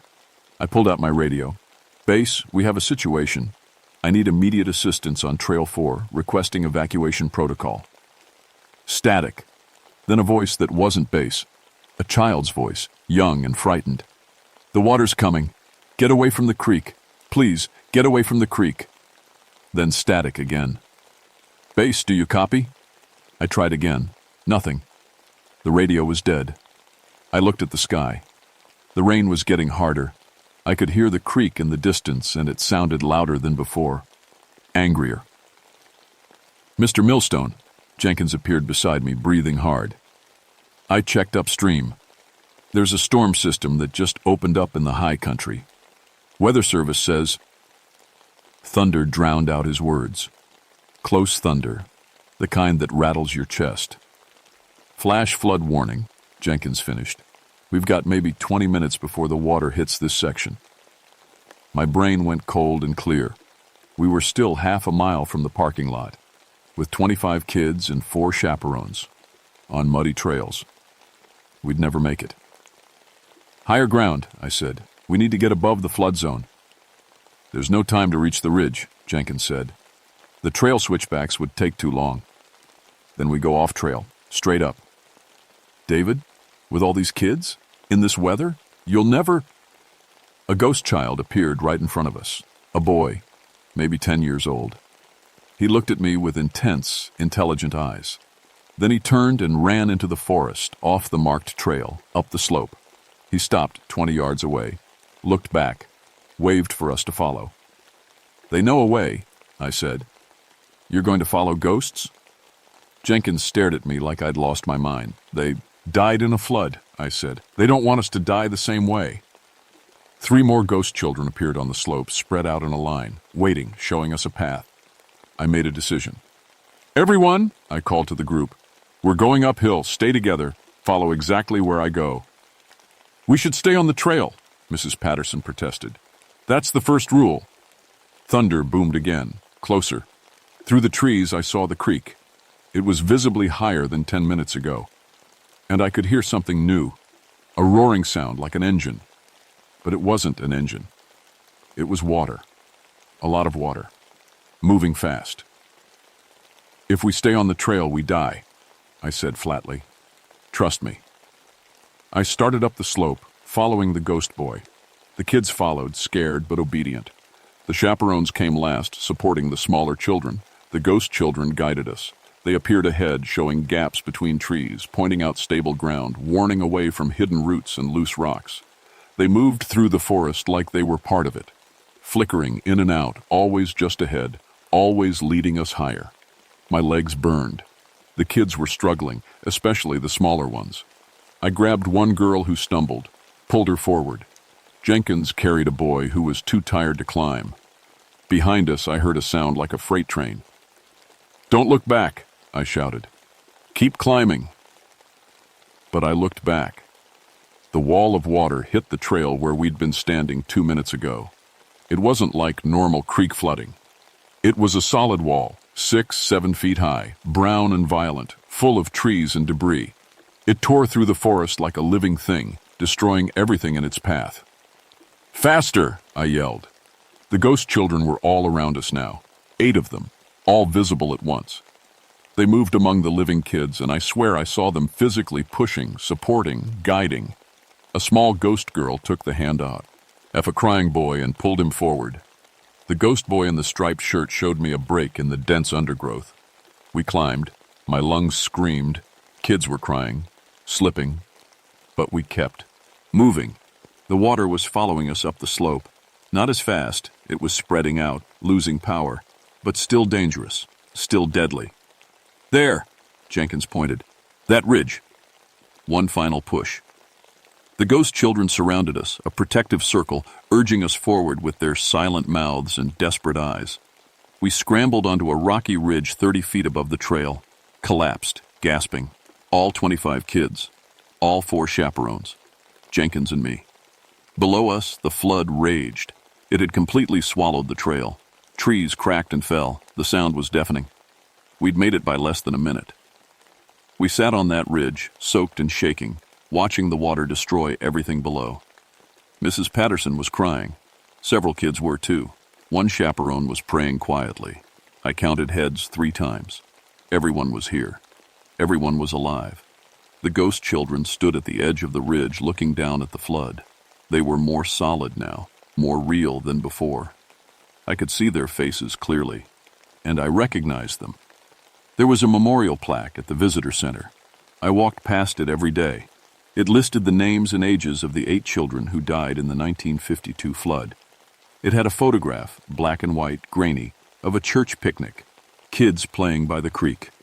These were those kids. The boy in the striped shirt, Tommy Morrison, age 8. The girl in the yellow dress, Sarah Chen, age 10. All 8 of them, exactly as they looked in that 60-year-old photograph.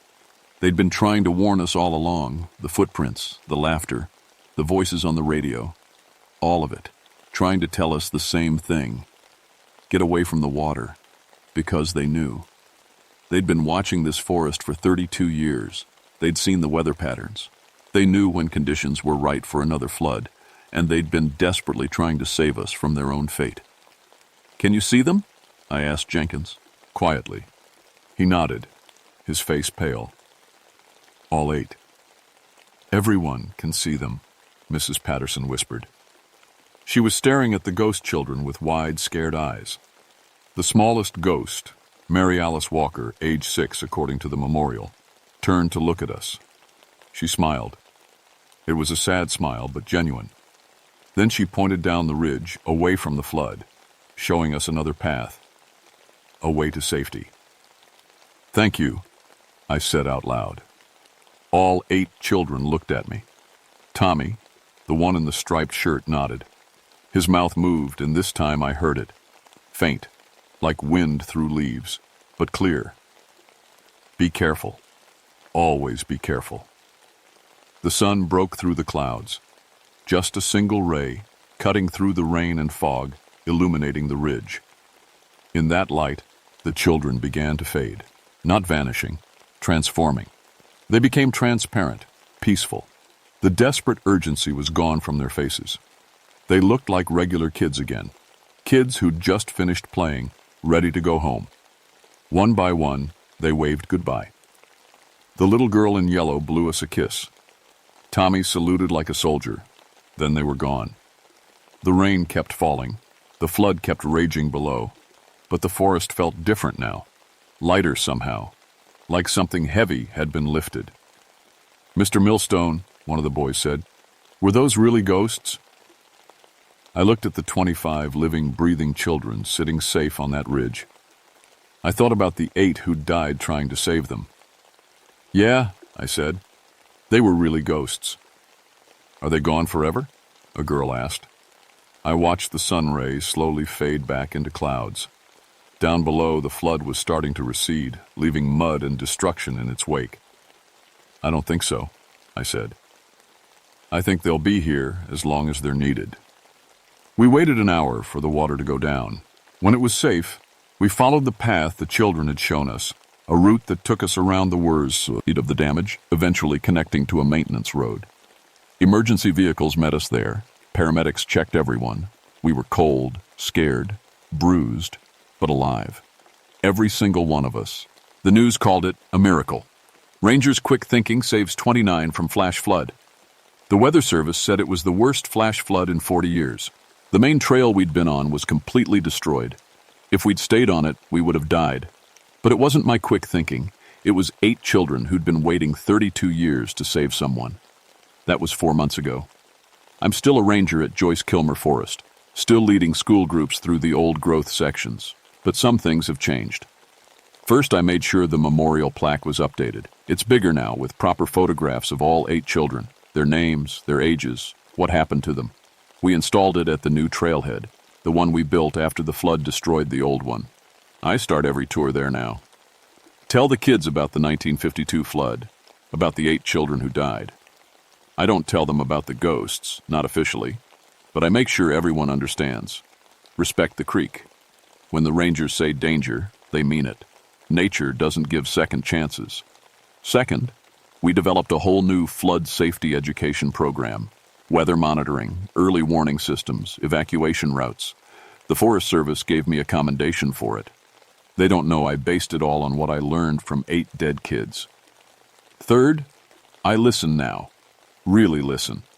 When the forest feels wrong, when the air gets cold, when I hear laughter that shouldn't be there, I pay attention, because they're still here. I see them sometimes. Quick glimpses. A child in old-fashioned clothes standing by the creek. Small footprints that appear and disappear. Voices on the wind. They're watching, protecting. Last week, a family was hiking near Copper Creek. Dad and 2 kids. I saw Tommy, the boy in the striped shirt, appear on the trail ahead of them. The dad didn't see him, but his daughter did. She grabbed her father's hand and pulled him back from the creek bank. 10 seconds later, a rotten tree fell exactly where they'd been standing. Would have killed all 3 of them. The girl looked right at Tommy. He smiled and waved. Then he was gone. She told her dad she saw an angel. Maybe she did. I don't call them ghosts anymore. Ghosts are supposed to be scary, trapped, angry. These kids aren't trapped. They chose to stay. They're protecting this forest and everyone in it, doing in death what they couldn't do for themselves, keeping people safe from the water. Mrs. Patterson still brings school groups here. Those 25 kids come back every spring, even though they're in high school now. They bring flowers and leave them at the memorial. They know what saved them. Sometimes late at night when I'm closing up the ranger station, I hear children playing in the forest, laughing, running, happy sounds. I smile and make sure all the trail warnings are properly posted. Jenkins asked me once if I was scared, if I wanted to transfer to another forest. I told him no. This forest is protected by 8 children who understand danger better than anyone. They died learning its lessons, and now they teach those lessons to everyone who comes here. As long as people listen, really listen, they'll be safe. Last month, on the anniversary of the flood, I hiked alone to the ridge where we survived. I brought 8 candles and lit them in the rain. Somehow they stayed burning. "Thank you," I said to the empty forest, "for giving us a chance you never got." The wind picked up. Through it I heard, so faint I might have imagined it, children's voices. "You're welcome, Mr. Millstone." The candles went out, one by one, like invisible hands were snuffing them. I wasn't scared. I smiled. Then I hiked back down, through the forest that's older than my great-great-grandparents, protected by children who will never grow old. And the creek runs clear now. The trees have recovered. Life goes on. But every ranger here knows the truth. We're not alone in these woods. We have help, silent, invisible help that shows up when we need it most. And that's fine with me. I've got 16 years of service. Maybe I'll make it 20, maybe 30. However long I'm here, I'll keep telling their story. I'll keep that memorial clean and the trails safe and the warnings clear. Because 8 children died on my watch, 32 years before I even started working here, sure. But they died in this forest, in the place I'm supposed to protect. The least I can do is make sure nobody else joins them. The least I can do is remember their names: Tommy Morrison, Sarah Chen, Bobby Taylor, Mary Alice Walker, Jennifer Martinez, David Kim, Amanda Foster, Christopher Jones. 8 children who haunt Copper Creek. 8 children who save lives. 8 heroes who happen to be ghosts. And every time I see small footprints in the mud, or hear laughter when no one's there, or feel a cold spot near the water, I say thank you. Because they're still here, still watching, still protecting. And they always will be.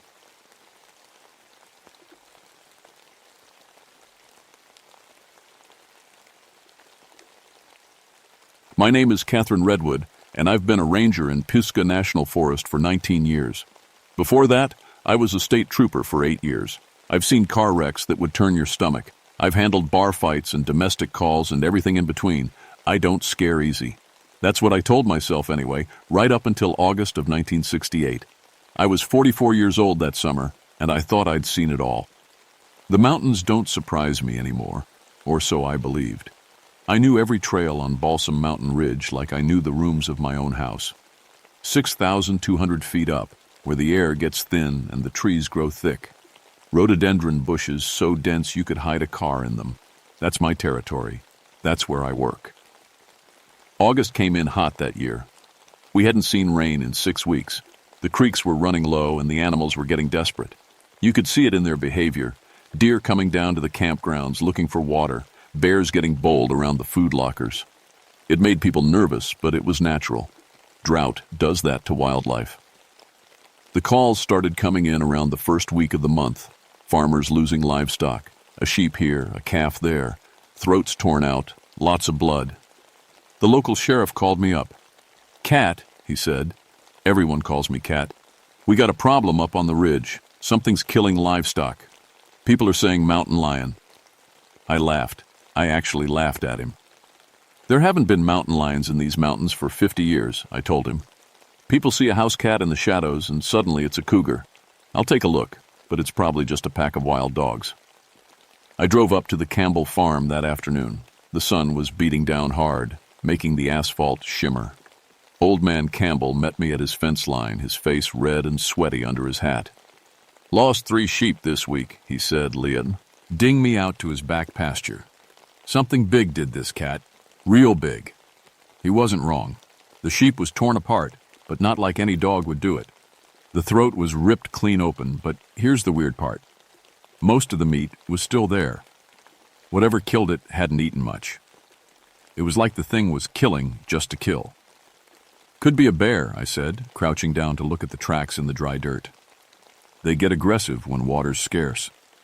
But even as I said it, I knew it wasn't a bear. The prints were wrong, too big, too deep.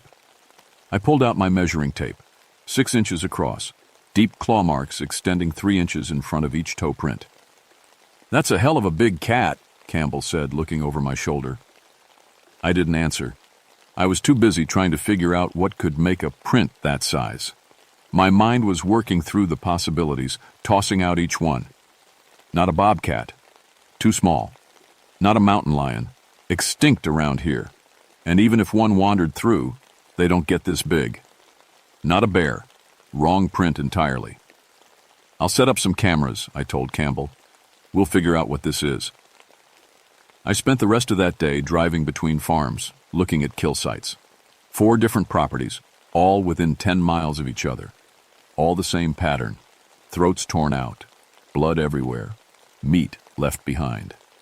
And those massive paw prints at every scene. By the time I got back to the ranger station, the sun was setting behind the mountains, turning the sky orange and purple. My partner, young guy named Tom Bristol, was waiting on the porch. "Heard you were looking at the livestock killings," he said. "What do you think?" "I think something big is out there," I told him. "Something I've never seen before." "Mountain lion?" I shook my head. "The prints are too big. Way too big." Tom laughed. "What, you think it's Bigfoot?" I didn't laugh back. I was thinking about. And those claw marks, 3 inches long, gouged deep into the hard summer earth. I was thinking about how much force it would take to leave marks like that. "Just keep your radio on," I told him, "and stay sharp." That night, lying in bed in my cabin, I couldn't sleep. The heat made everything sticky and uncomfortable, but that wasn't what kept me awake. I kept seeing those prints in my mind, kept doing the math. An animal that size, with claws that long, moving through these mountains. The phone rang at 3 a.m. It was the sheriff again. "Cat, we got campers missing up on the ridge.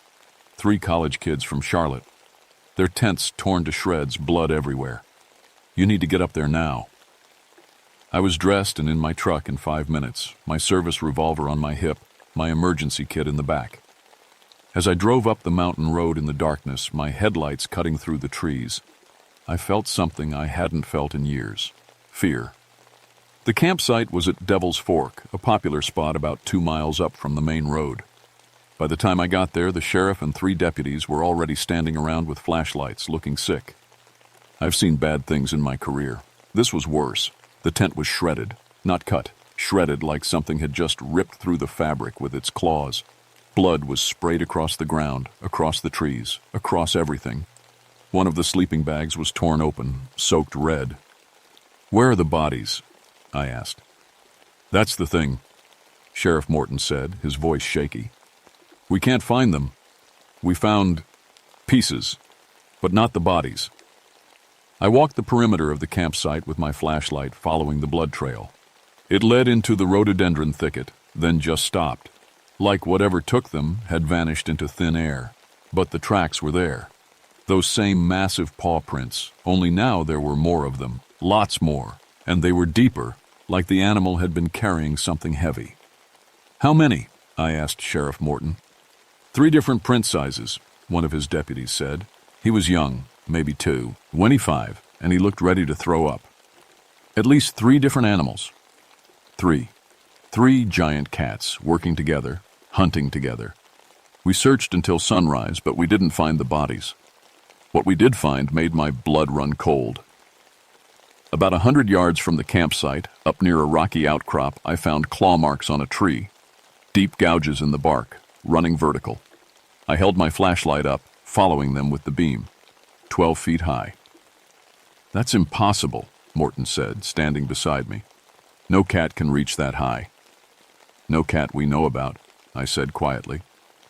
We heard it then, all of us at the same time, a sound that rolled down from higher up the mountain, deep and loud and wrong. It wasn't a roar exactly. It was lower than that, more felt than heard. It vibrated in my chest, made my teeth ache. Every one of us froze. "What the hell was that?" the young deputy whispered. I knew what it was. Every instinct I had was screaming at me. That was a predator announcing its territory. That was a warning. "We need to leave," I said. "Right now." "We can't just leave," Morton protested. "Those kids are already dead," I cut him off. "And we will be too if we don't get off this mountain. Now." We made it back to the vehicles just as the sun was coming up over the ridge. Nobody spoke on the drive down. What was there to say? By noon, the news was everywhere. 3 college students mauled by a wild animal in Pisgah National Forest. The phone at the ranger station rang nonstop. News vans started showing up. The state wildlife department sent 2 officials up from Raleigh. They brought rifles, big ones. "We're dealing with a rogue mountain lion," the lead official told me. His name was Garrett, and he had that city confidence that comes from never actually facing down a real threat. "Probably wandered up from Florida. We'll track it, put it down, problem solved. It It's not one cat, I told him. It's at least 3, and they're bigger than any mountain lion I've ever heard of. He smiled at me like I was a hysterical woman. Ma'am, there's no such thing as a supersized mountain lion. You probably saw the tracks at different times, different angles, made them look bigger than they are. I wanted to punch him in his smug face. Instead, I said, fine, let's go look at them. Bring your measuring tape. We went back up to Devil's Fork that afternoon. Me, Garrett, his partner Hayes, Sheriff Morton, and 6 deputies. The campsite was still cordoned off. The blood was dry now, brown and crusty in the heat. Garrett knelt down by the clearest print, pulled out his tape measure, and went quiet. 6.5 inches, he said finally.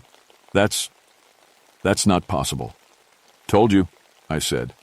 Hayes was looking at the claw marks on the tree, his face pale. Garrett, you need to see this. We all gathered around while Hayes pointed up at the gouges in the bark. 12 feet high, 4 parallel lines, each one cut deep into the wood. Could it have jumped? Morton suggested. From where? I gestured around us. There's nothing here to jump from. It stood on its hind legs and clawed straight up. Garrett was quiet for a long moment. Then he said, "We need more men and bigger guns." That night, I sat in my cabin with all the lights on, my revolver on the table beside me. I kept thinking about those college kids. Kept wondering if they'd seen it coming. Kept wondering what it must have been like, trapped in that tent, hearing something massive rip through the fabric. The phone rang. It was Tom. "Cat, you need to come to the station. Someone just called in. Says they saw it." "Saw what?" "The cat. Says it was crossing Highway 215 just south of the ridge. Says it was the size of a small horse." I grabbed my keys and my gun and drove through the darkness to meet the witness. His name was Paul Dreyer, a truck driver passing through. He was sitting in the station parking lot in his rig, chain smoking, his hands shaking. "Tell me what you saw," I said. "I was coming around that curve, you know, the one by the old bridge, and it was just there, in my headlights, black as midnight, eyes like yellow fire. It looked right at me, Cat, right at me. Then it just leaped, cleared the whole road in one jump, must have been 30 feet. "How big?" 8 feet long, easy, maybe more. Shoulders like a damn lion at the zoo, but bigger. And those eyes." He took a long drag on his cigarette. "Those eyes weren't natural." I believed him. God help me, I believed every word. The governor sent the National Guard 2 days later after the second attack. A family of 4 from Georgia, mom, dad, 2 kids, ages 8 and 10, had been camping at White Oak Creek, one of our most popular sites. They'd gone to bed in their RV around 9 o'clock. By midnight, they were all dead. The RV door had been ripped completely off its hinges. Not unlocked, not broken. Ripped off, the metal twisted like paper. Inside was a slaughterhouse. I was the first ranger on scene. I wish I hadn't been. The father had tried to fight back. There was a baseball bat on the floor, covered in blood, his own blood. Whatever he'd hit, it hadn't even slowed down. The mother and kids were in the back bedroom. They'd tried to hide. It hadn't mattered. I stepped outside and threw up in the bushes. I'm not ashamed to admit it. 19 years as a ranger, 8 years as a trooper, and I'd never seen anything like that. Sheriff Morton found me sitting on the RV's steps, my head in my hands. "They're closing the forest," he said quietly. "State's declaring it a public safety emergency. Everything north of Highway 215 is off limits as of tonight." "It won't matter," I said. "These things are spreading out. They're not staying in one territory anymore. They're hunting." By then, we had dozens of sightings. People reporting massive black cats on the roads, in their yards, near the hiking trails. Something was happening on Balsam Mountain, something that made no sense at all. The attacks were happening every night now, and they were getting bolder, the schools. National Guard set up a perimeter around the ridge. 20 soldiers with automatic rifles, night vision, the works. The lead officer, a captain named Brennan, called a meeting at the ranger station. We're going to hunt these animals systematically, he told the assembled group, rangers, deputies, wildlife officials, and a few local hunters who'd volunteered. We divide the ridge into sectors. We sweep each sector, and we eliminate any large predator we find. Simple. Nothing about this was simple. I raised my hand. Captain, with respect, these things are smart. They're setting ambushes. They're coordinating attacks. This isn't going to be a simple hunt. He looked at me with that same dismissive expression Garrett had worn. Ma'am, they're animals. We have training, weapons, and numbers. We'll be fine. 3 of his men were dead by sunrise. The hunting party had split into teams of 4, each covering a different sector of the ridge. Team 3, led by a sergeant named Mills, had been tracking prints near Graveyard Ridge when the attack came. Mills survived. Barely. I visited him in the hospital 2 days later, his torso wrapped in bandages, his face white as paper. It came from above, he whispered. We were watching the trail, watching the ground, and it came from above. Dropped right into the middle of us from the trees. I didn't even know cats could do that. How many? I asked. 3 of them. They moved like they were thinking together, you know? One of them took out our radio first, like it knew. Then they just killed everyone but me. One of them had me on the ground, its paw on my chest. I could feel my ribs cracking.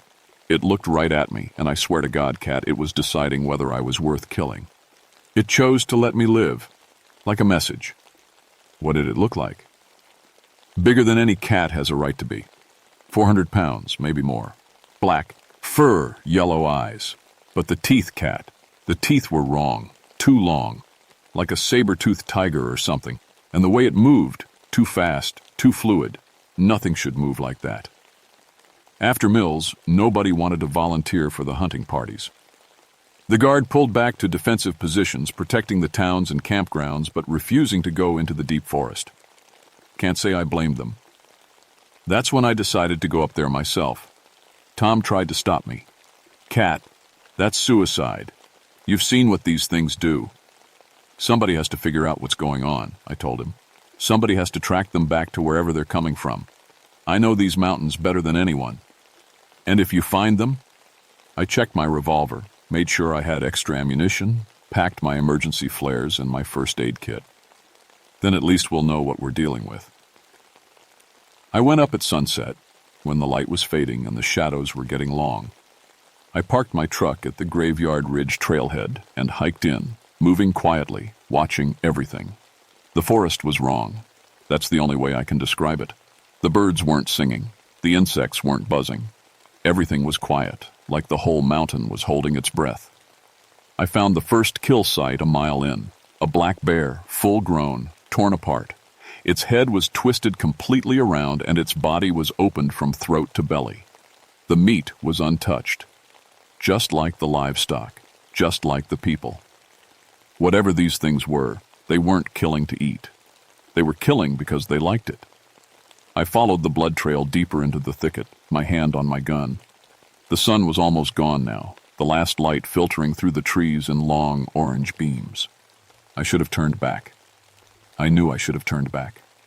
But I kept going. That's when I heard it. That low, chest-vibrating sound. Closer now.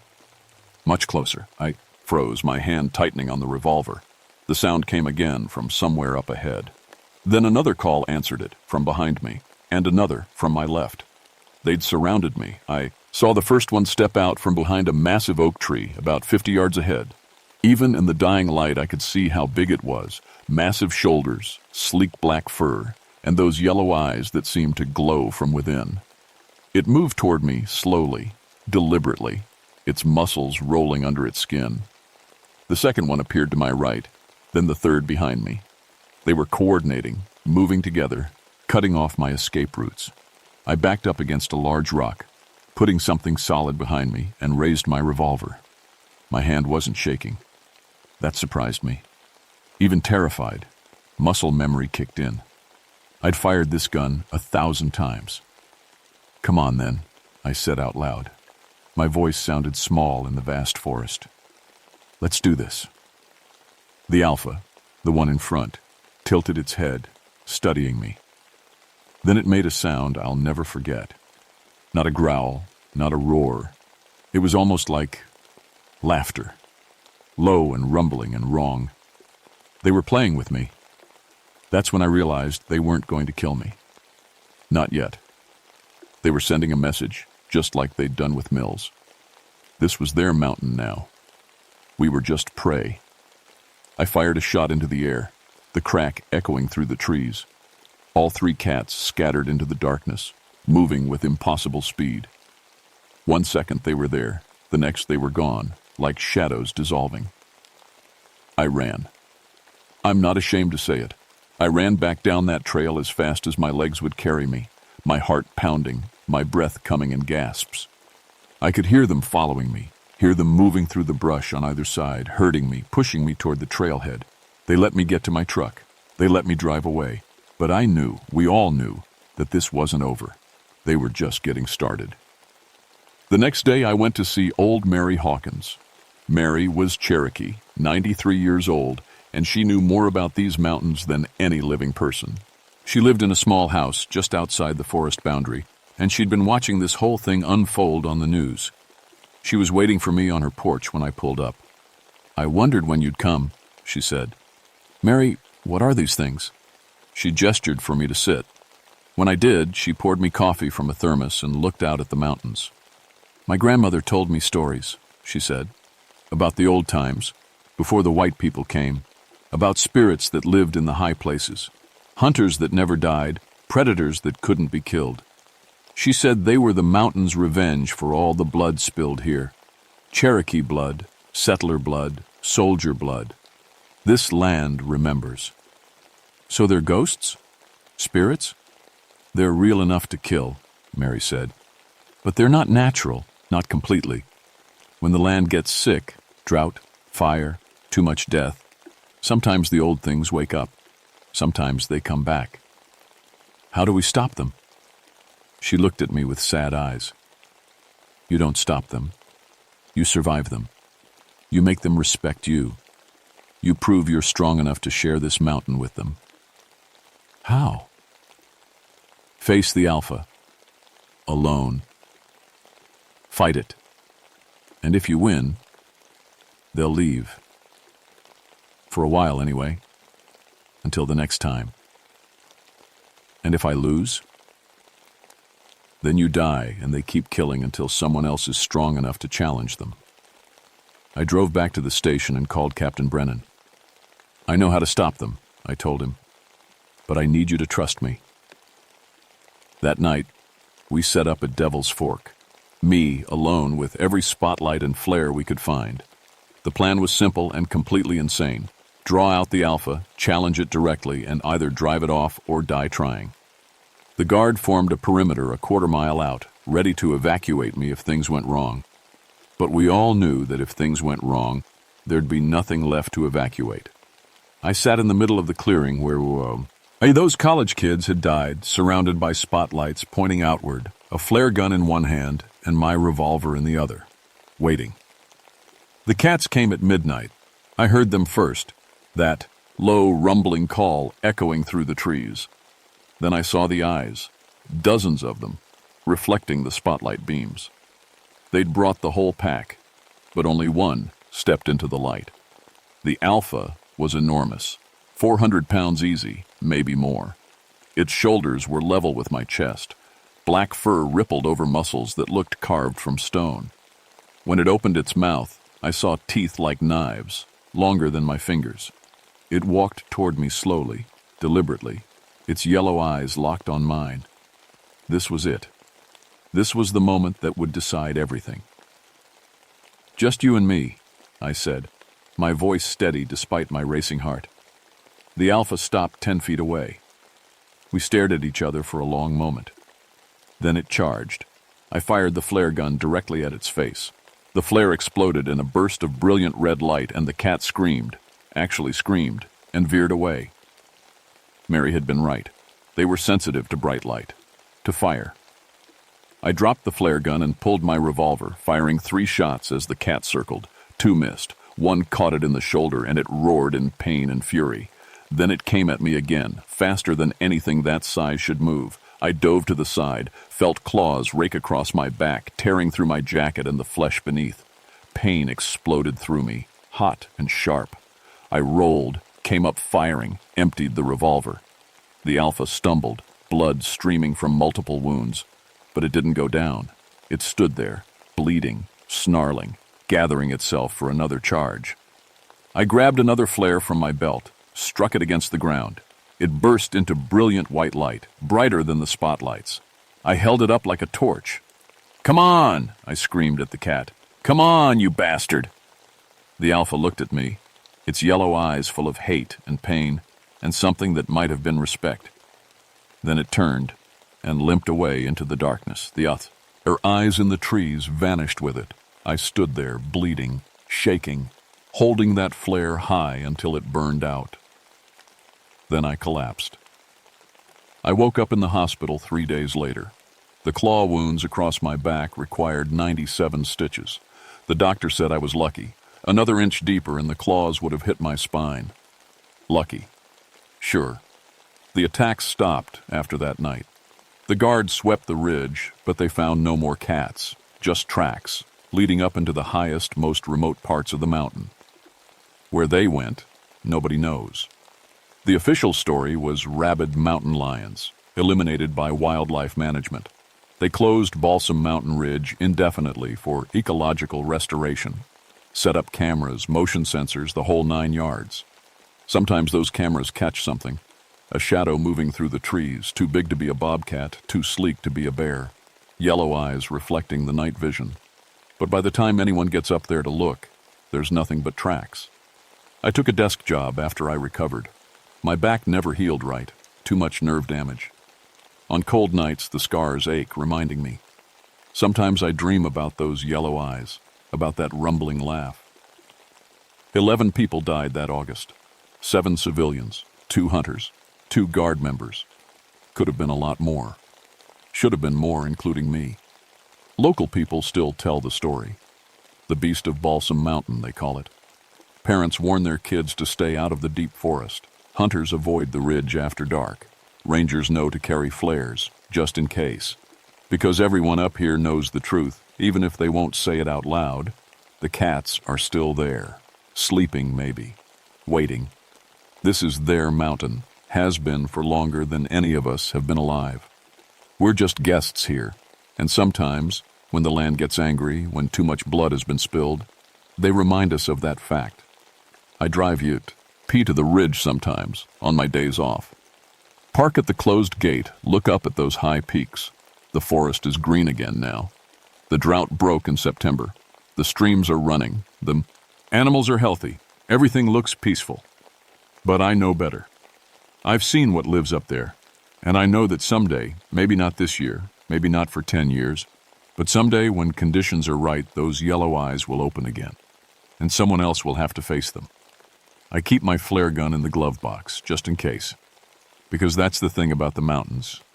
They always win in the end.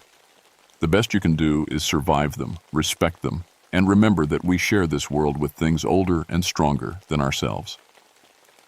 The beast of Balsam Mountain taught me that. I won't forget.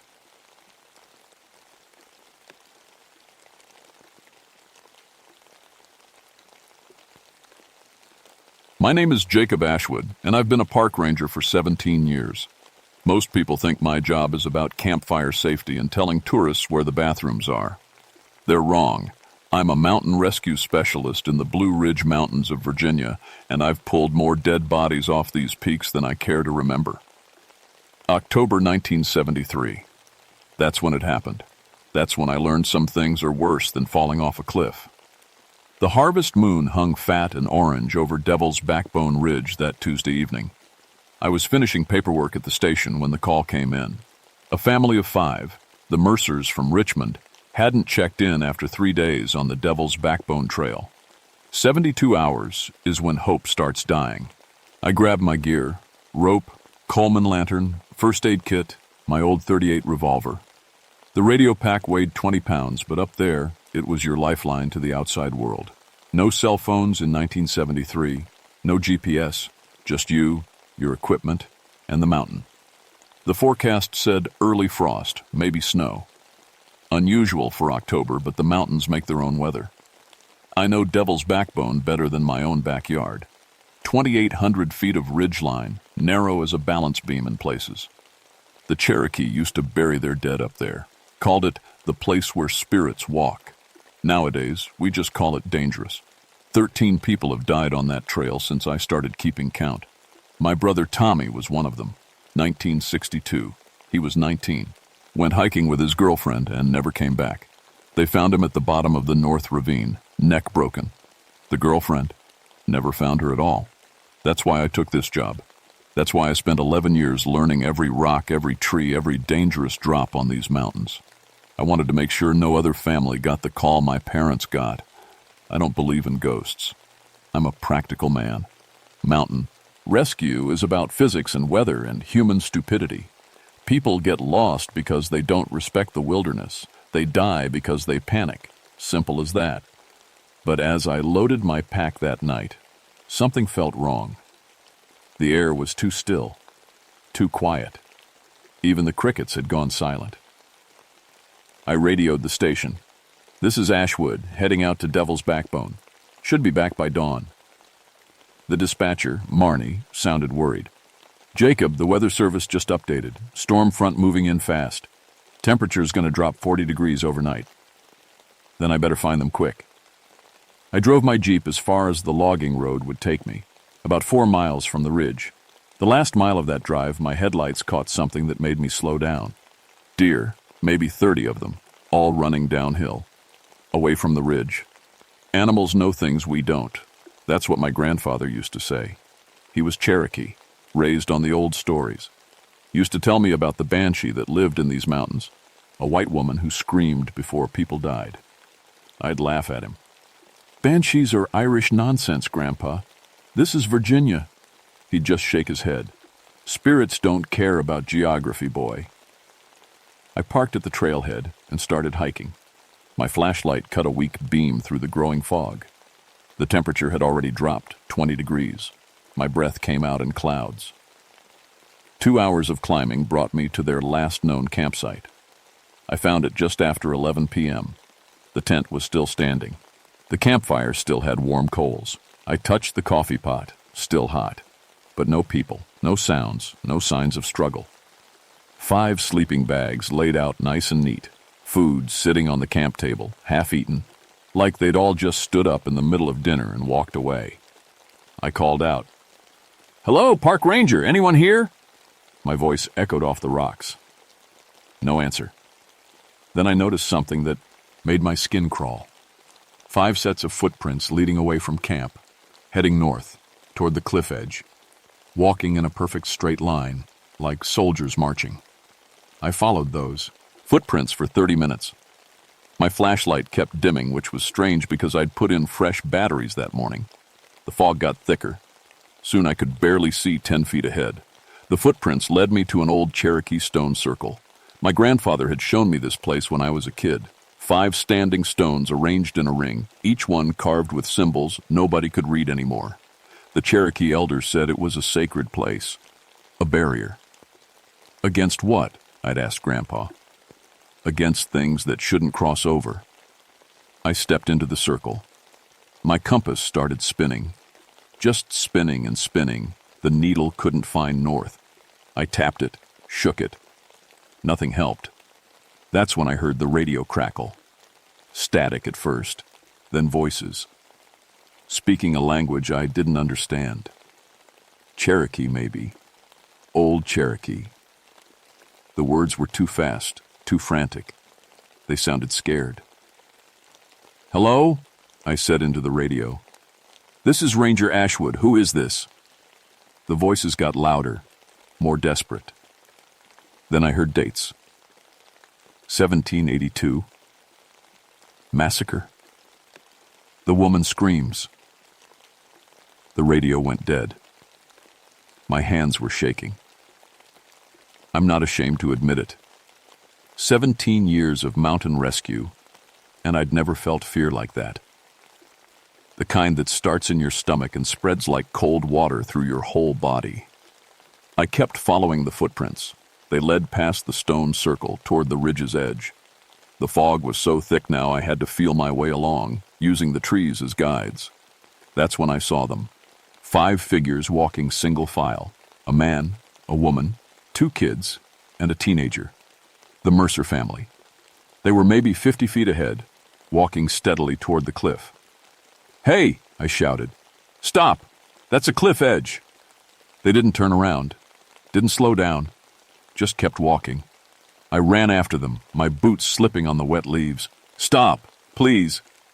But as I got closer, I could see through them, literally see through, jeech them, like they were made of fog. They shimmered in my flashlight beam, not quite solid, not quite there. I reached out to grab the father's shoulder. My hand passed right through him. He was cold, so cold, it burned. They reached the cliff edge and walked right off it. I stopped just in time, my boots sending rocks tumbling into the darkness below. I dropped to my knees and looked over the edge, my flashlight shaking. Nothing. No bodies. No screams.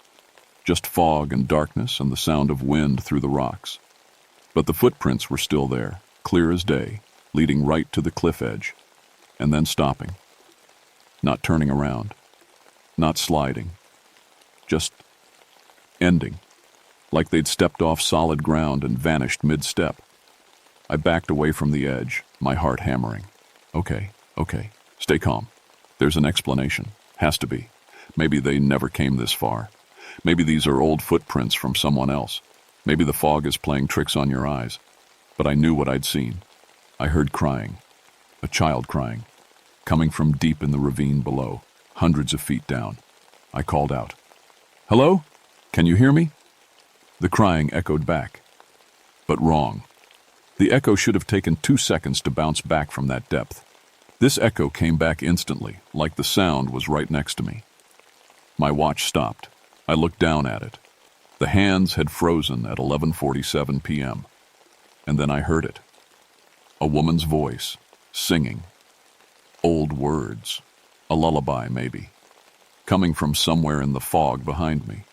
I turned, my flashlight cutting through the white. Nothing there. But the singing got closer. Louder. Then I saw her. A woman in a long dress, the kind people wore in the 1700s. She was standing on a rock about 20 feet away. Pale. So pale she almost glowed. Her hair hung long and wet, like she'd just climbed out of a river. She was pointing, down toward the ravine. "Who are you?" My voice came out so whisper. She opened her mouth and screamed. Not a normal scream.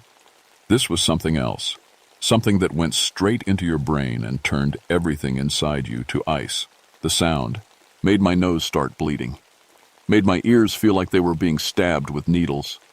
I fell to my knees, dropping my flashlight. It rolled toward the cliff edge and tumbled over, the light disappearing into darkness. When I looked up, she was gone. But I could still hear her screaming. Somewhere in the fog. Getting closer. I don't know how long I sat there in the dark. Could have been minutes. Could have been hours. Time felt broken, like my watch. When I finally stood up, my legs were shaking. My ears were ringing from that scream. I touched my nose. Blood, lots of it, already drying on my face. I fumbled for my backup flashlight. The beam was weak, barely cutting through the fog. I had to get off this ridge. Had to get back to the Jeep, radio for help, tell them. Tell them what? That I saw ghosts? That a woman in an old dress screamed at me? They'd pull me off the mountain. Make me take a psych evaluation. End my career. But those footprints were real. That campsite was real. A family of 5 was missing, and I'd seen them walk off a cliff.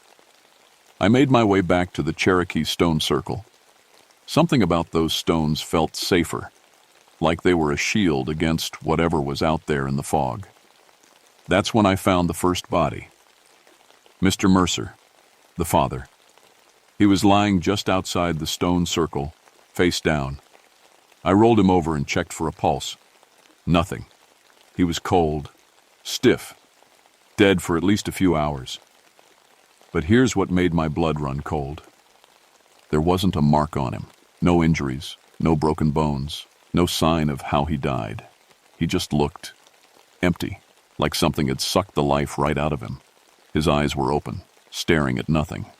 And in his pupils, if I looked close, I could see the reflection of something. A woman's face, screaming. I backed away fast, nearly tripping over my own feet. The fog shifted. I saw more shapes, 2 small bodies near the E-G of the stone circle. The children. A boy and a girl, maybe 8 and 10 years old. Same thing, no injuries, just dead, eyes open. That same reflection in their pupils. No. I was talking to myself, trying to stay calm. This isn't real, this can't be real. But it was real. 3 dead. That left the mother and the teenage son somewhere out there in the fog. My radio crackled to life. Not voices this time. Just that scream. That horrible brain-piercing scream coming through the speaker.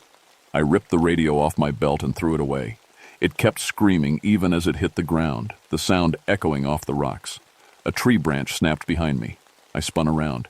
She was there again. The pale woman. Closer this time. Maybe 10 feet away. I could see her better now.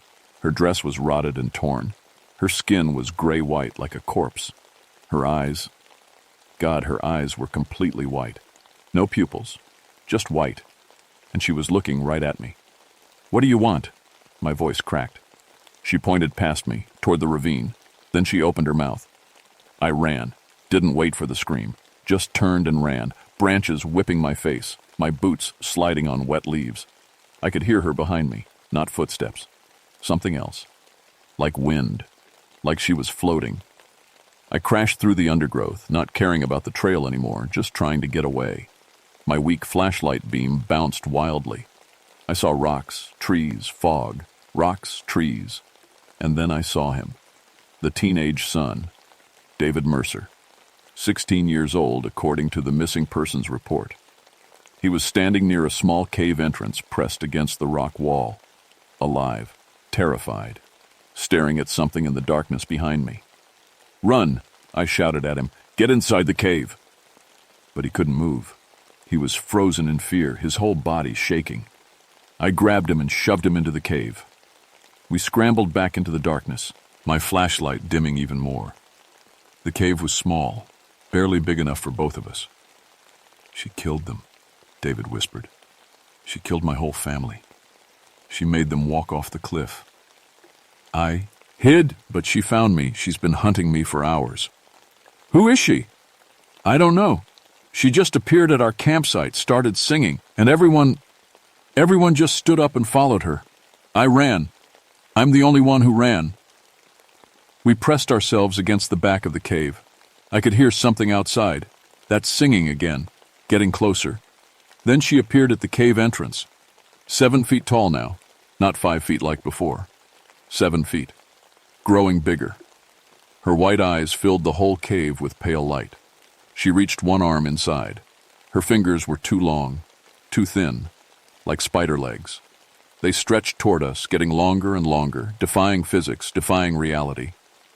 I pulled out my .38. "Stay back." She smiled. Her teeth were black. I fired. 3 shots, point blank. The bullets passed right through her. Hit the cave wall behind where she stood. She didn't even flinch. Her hand wrapped around my throat. She was solid now, cold, freezing cold. She lifted me off my feet like I weighed nothing. 100 souls, she whispered. Her voice was like breaking glass. 97 collected. 3 more to go. 3 more to free them. 3 more to end this. She was crushing my windpipe. Black spots appeared in my vision. I couldn't breathe, couldn't think. Then David screamed, "Leave him alone!" He threw a rock at her, a rock from the cave floor. The rock had Cherokee symbols carved into it. When it hit her, she shrieked and dropped me. I fell hard, gasping for air. She retreated from the cave entrance, holding her arm where the rock had touched her. Smoke was rising from her skin. The stones, I choked out. She can't cross the sacred stones. We stayed in that cave for an hour, maybe more. My watch was still frozen at 11:47. David huddled in the corner, crying quietly. I sat near the entrance, my throat bruised and aching, trying to figure out what to do. A pale woman stayed outside. I could see her shadow in the fog, circling the cave like a wolf. She couldn't come in, not with that blessed stone David had thrown. But she could wait.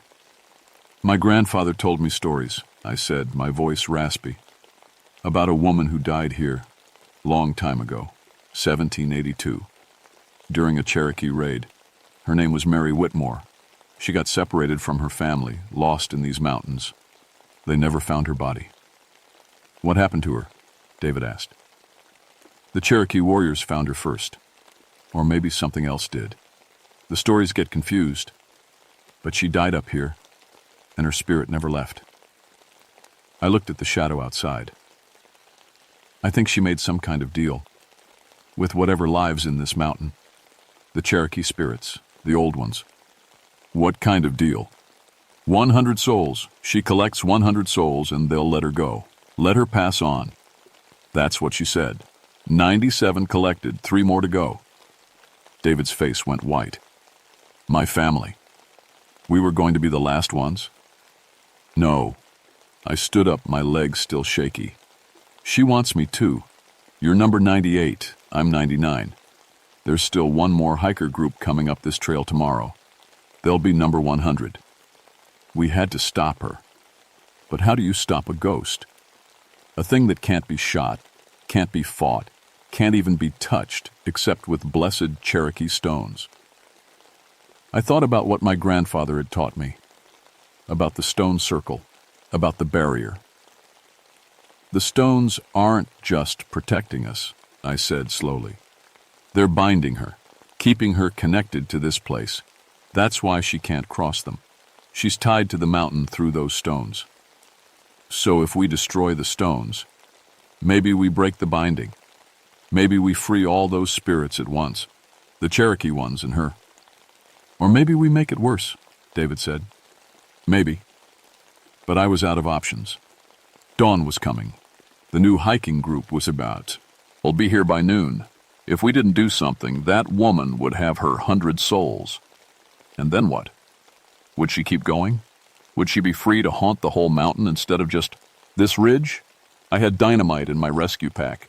We keep it for emergency avalanche control. 3 sticks, enough to blow up a small rock formation, enough to destroy 5 Cherokee standing stones. Stay here, I told David. Don't leave this cave until you hear the explosion. Then run. Get down to the trail, get to my Jeep, and drive straight to the ranger station. Tell them everything. I don't care if they believe you. Just tell them to close this trail. What about you? I'm going to give her what she wants. I stepped out of the cave before David could stop me. The pale woman was waiting. She'd grown even bigger, 8 feet tall now. Her white eyes burned in the darkness. You want me? I called out. Come and get me. I ran, back toward the stone circle. She followed. I could hear her behind me. That horrible singing getting louder, closer. She was fast, faster than any living thing. I reached the stone circle with seconds to spare, pulled out the dynamite, started wiring it to the stones, my hands shaking so badly I could barely work. She appeared at the edge of the circle, standing right at the barrier, so close I could see the rot on her skin, smell the death on her breath. Jacob Ashwood, she whispered. I know you. I took your brother, Tommy. He was a sweet boy, number 73. My hands froze on the wire. He called for you, she said. At the end, called your name, but you didn't come. You were too late.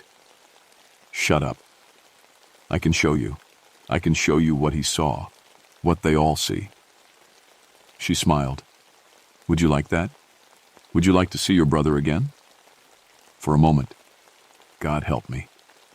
For a moment, I wanted to say yes. Wanted to cross that barrier, let her take me, just to see Tommy one more time. Then I remembered David, remembered the Mercer family, Remembered 13 other families over the past 11 years. No, I said. I'm done with you. I lit the sartis, fuse. 30 seconds. She screamed, that brain-piercing scream.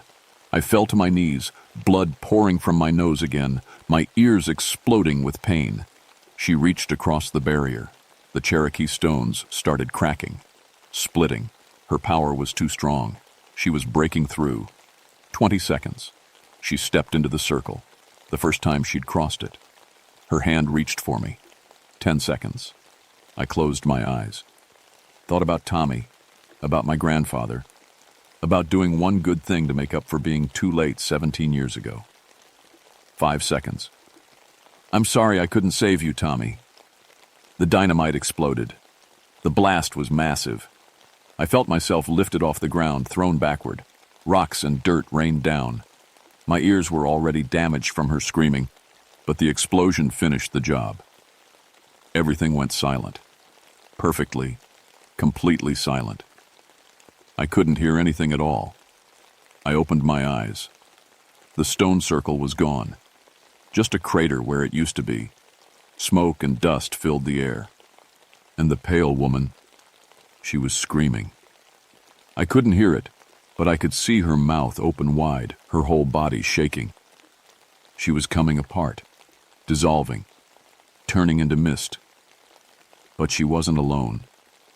Other figures appeared around her. Dozens of them. Hundreds. Transparent shapes rising from the ground, from the rocks, from the very mountain itself. The Cherokee spirits, the bound souls, all of them being released at once. They surrounded her, and they pulled her down, into the ground, into whatever lay beneath. She reached for me one last time.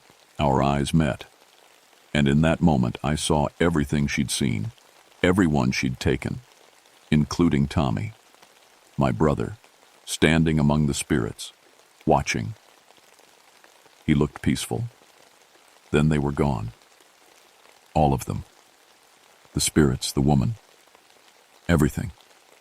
Just gone. I lay there in the dirt until dawn. Couldn't move.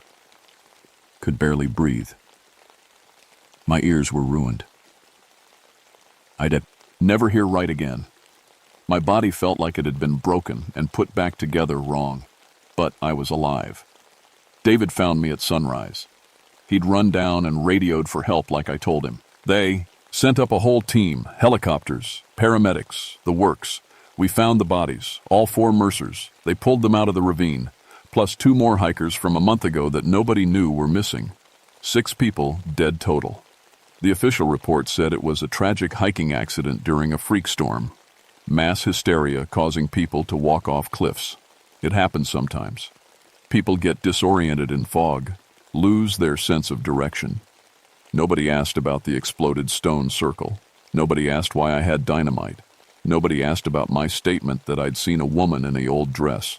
They transferred me to a desk job, said I was too traumatized for mountain rescue. They were right. I couldn't go back up there, couldn't face those trails again. But the transfer wasn't punishment. It was mercy. Because even though I can't hear anymore, everything is muffled like I'm underwater, I still hear things I shouldn't. On quiet nights, when the wind blows just right, I hear Cherokee voices, whispers. Sometimes I hear Tommy calling my name. I put up warning signs around Devil's Backbone Ridge. Dangerous cliff areas. Stay on marked trails. Nobody questioned it. But here's the thing that keeps me up at night. 2 months after the incident, I drove back up to that ridge, just to see, just to make sure. The stone circle was rebuilt. 5 new Cherokee standing stones, arranged in a perfect ring. Fresh symbols carved into them. Nobody from the Park Service did it. Nobody from the Cherokee Nation claimed responsibility. The stones just appeared. Overnight. And the trail? It's safe now. No accidents. No disappearances. People hike Devil's Backbone every day, and they all come home. Because the spirits aren't angry anymore. They're not bound. They're protecting the ridge now. Protecting people from whatever else might be out there in those mountains. I'm 57 years old now, retire. I live in a cabin at the base of the Blue Ridge Mountains. Can't hear much of anything except muffled sounds and ringing. But sometimes on October nights when the harvest moon is full, I stand on my porch and look up at Devil's Backbone Ridge, and I swear I can hear singing. Cherokee lullabies, my grandfather's voice, Tommy's laugh. The mountain remembers, and so do I. My name is Jacob Ashwood. I was a park ranger for 17 years, and I'm telling you this story so you understand. If you're hiking in the Blue Ridge Mountains, and you see stones arranged in a circle, and you hear singing in the fog, turn around. Some barriers exist for a reason.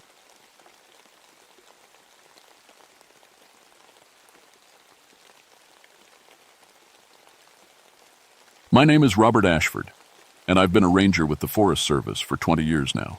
I'm 48 years old, and I thought I'd seen everything these mountains could throw at me. Turns out I was wrong. It was November 1975, right in the middle of hunting season. The Massanutten Mountain Ridge where I worked stretched 7 miles through some of the densest hardwood forest in Virginia. I knew every trail, every limestone cave, every hidden hollow. This was my forest. I'd spent 2 tours in Vietnam before coming home to these mountains. The war taught me to stay calm when things got bad, and working with fire taught me to respect what I couldn't control. My job was managing controlled burns, setting small fires on purpose to prevent big ones. It sounds crazy, but it works. Fire is just another tool if you know how to use it. That November morning started cold. The sky was gray and heavy, sitting on top of the trees like a wet blanket. Temperature was around 35 degrees, and I could see my breath making little clouds in the air. Snow was coming. I could smell it. I was loading my truck when Tom Bradley from the hunting camp called on the radio. Tom was a local guy, hunted these woods since he was a kid. He didn't scare easy. "Rob, you need to get up here." His voice crackled through the speaker. "What's the problem?" "Just come up here, please." 20 minutes later, I pulled into the camp. 5 hunters stood in a circle staring at something on the ground. They all looked pale, like they'd seen a ghost. "Morning, fellas," I said, walking over. "What's going on?" Tom pointed down without saying a word. Someone had built stick figures all around their camp. Not little ones like kids make. These were big, maybe 4 feet tall, made from thick branches twisted together. They formed a perfect circle around the tents, 12 of them standing like silent guards. "Kids playing pranks?" I asked, but I already knew that wasn't right. We were 7 miles from the nearest road. "Rob," Tom said quietly, "we were all in our tents last night, all of us. We would have heard someone doing this." I walked around the circle, looking at each figure. The construction was weird. The sticks weren't tied or nailed together. They were just stuck together somehow, like the wood had grown that way.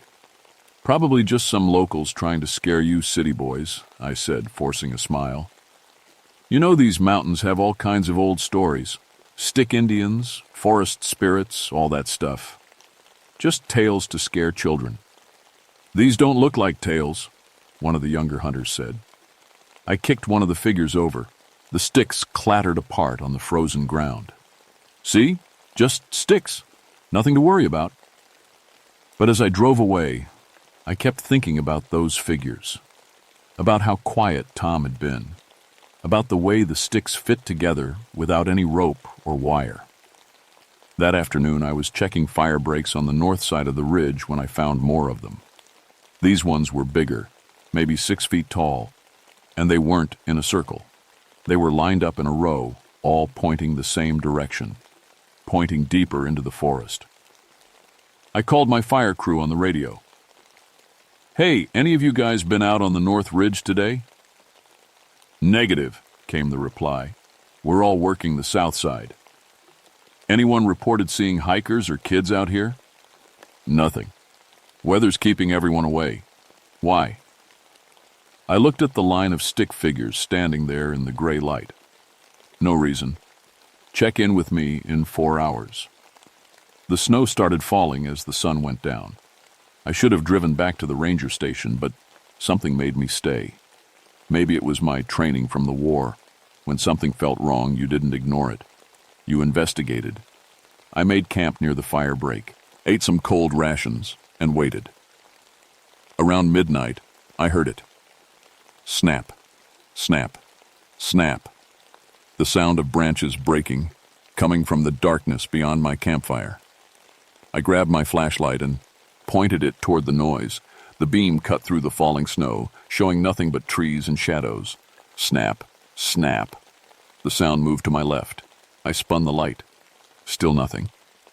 Then I saw it, just for a second, at the very edge of my light. A shape made of sticks, as tall as a man, moving between the trees. Not walking like a person walks, moving like something that shouldn't be able to move at all. I rubbed my eyes. The shape was gone. You're tired, I told myself. Just tired and seeing things. But when morning came and I packed up my camp, there were 3 new stick figures standing 20 feet away, and they hadn't been there when I went to sleep. The next morning I found the first body. His name was Carl Henderson, one of the hunters from Tom's group. He'd gone out alone before dawn to check his deer stands.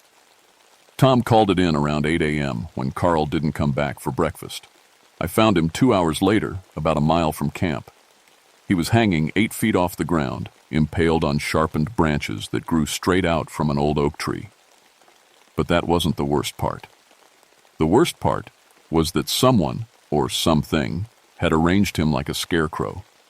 His arms were spread wide, held in place by smaller branches that had been pushed through his sleeves, his head tilted to one side, and all around the base of the tree, in a perfect circle, were stick figures, watching. I threw up in the bushes. 2 tours in Vietnam, and this made me throw up. Tom and his guys packed up and left within an hour. I didn't blame them. I called the sheriff's office, and they sent deputies and an ambulance. By the time we got Carl down, the sun was setting again. Animal attack? One of the deputies asked.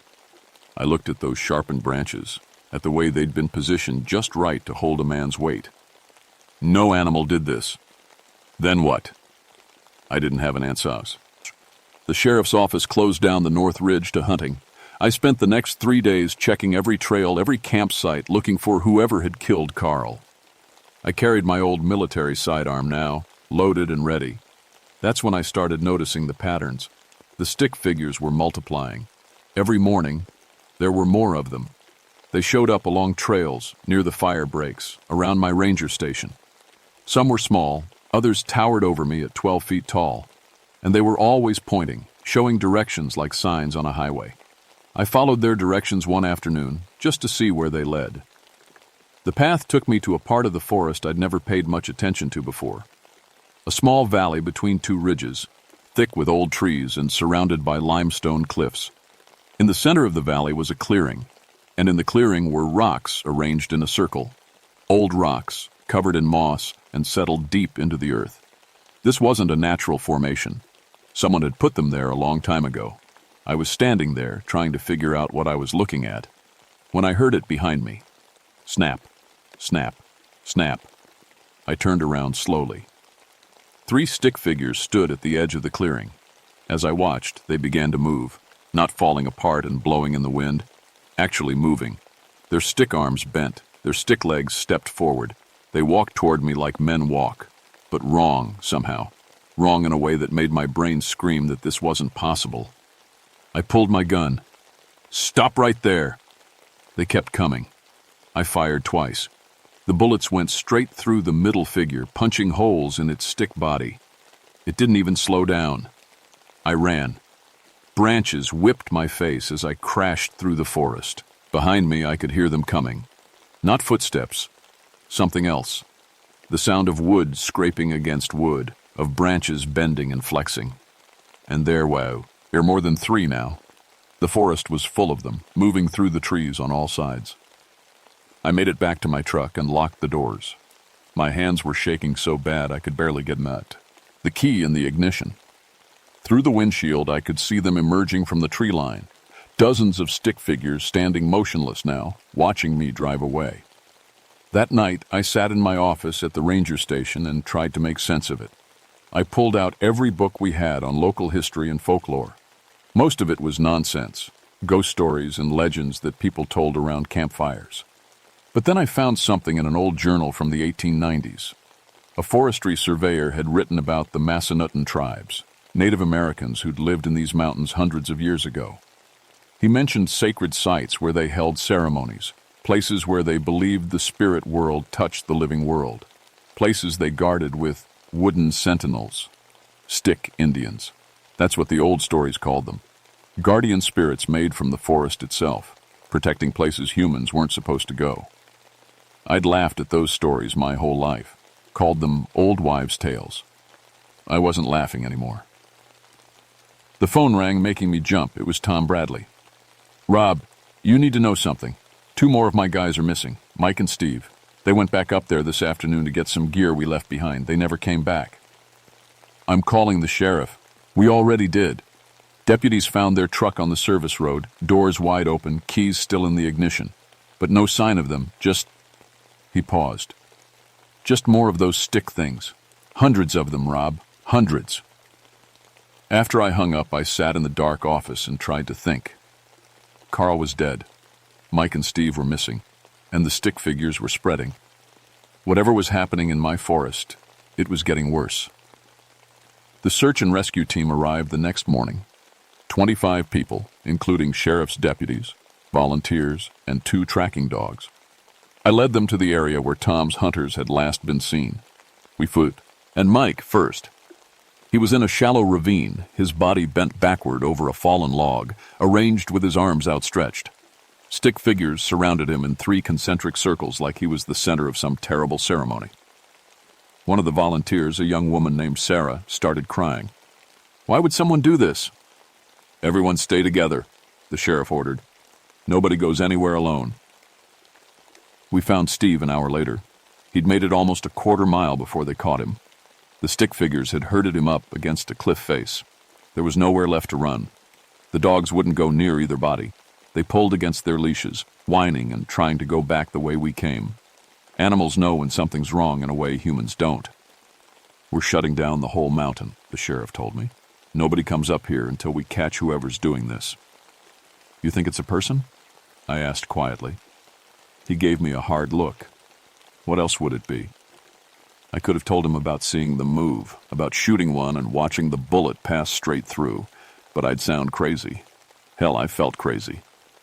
That night I stayed at the ranger station instead of going home. I couldn't leave. This was my forest, my responsibility. Whatever was happening here, I needed to understand it. Around 2 a.m, I heard something outside. I grabbed my flashlight and went to the window. The entire clearing in front of the station was filled with stick figures. There must have been 200 of them, standing perfectly still in the moonlight.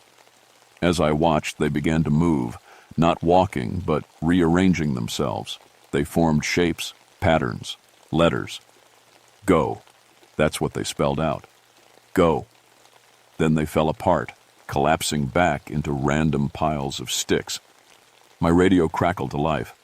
"Rob, you there?" It was Danny, one of my fire crew, calling from the South Station 15 miles away. "I'm here." "Man, you're not going to believe this. We've got those stick things down here now. They're everywhere. They showed up in the last hour, just appeared. What the hell is going on?" They were spreading, moving beyond the sacred site, beyond the North Ridge, taking over the whole forest. I spent the rest of the night reading everything I could find about the Massanutten tribes. There wasn't much. They'd been gone for over 100 years, their culture destroyed by disease and displacement. But one thing kept coming up in the old records. They believed the forest was alive. Not just the trees and animals, but something deeper. A spirit that protected the land. And they believed you had to show respect to that spirit, or it would destroy you. At dawn, I drove back to that clearing with the stone circle. I needed to see it again, to understand what I was dealing with. The stick figures were waiting for me. They lined the path, hundreds of them, all pointing the same direction, leading me forward like guards escorting a prisoner. I walked between them, my hand on my gun, even though I knew it was useless. When I reached the clearing, I understood. The stone circle wasn't just some old campsite or meeting place. It was a threshold. a doorway between worlds. And modern people like me, like those hunters, we'd been treating it like it was nothing. Walking across it, camping on it, disturbing it without a second thought. No wonder the spirits were angry. As I stood there, the stick figures began to close in around me, not attacking, just surrounding me, trapping me in the center of the circle. They grew taller, reaching up toward the gray sky. The sound of creaking wood filled the air so loud it made my teeth hurt. Then one of them, the biggest one, maybe 15 feet tall, bent down until what should have been its face was level with mine. I couldn't breathe. My heart was hammering so hard I thought it might burst. The figure reached out one wooden arm and touched my chest right over my heart.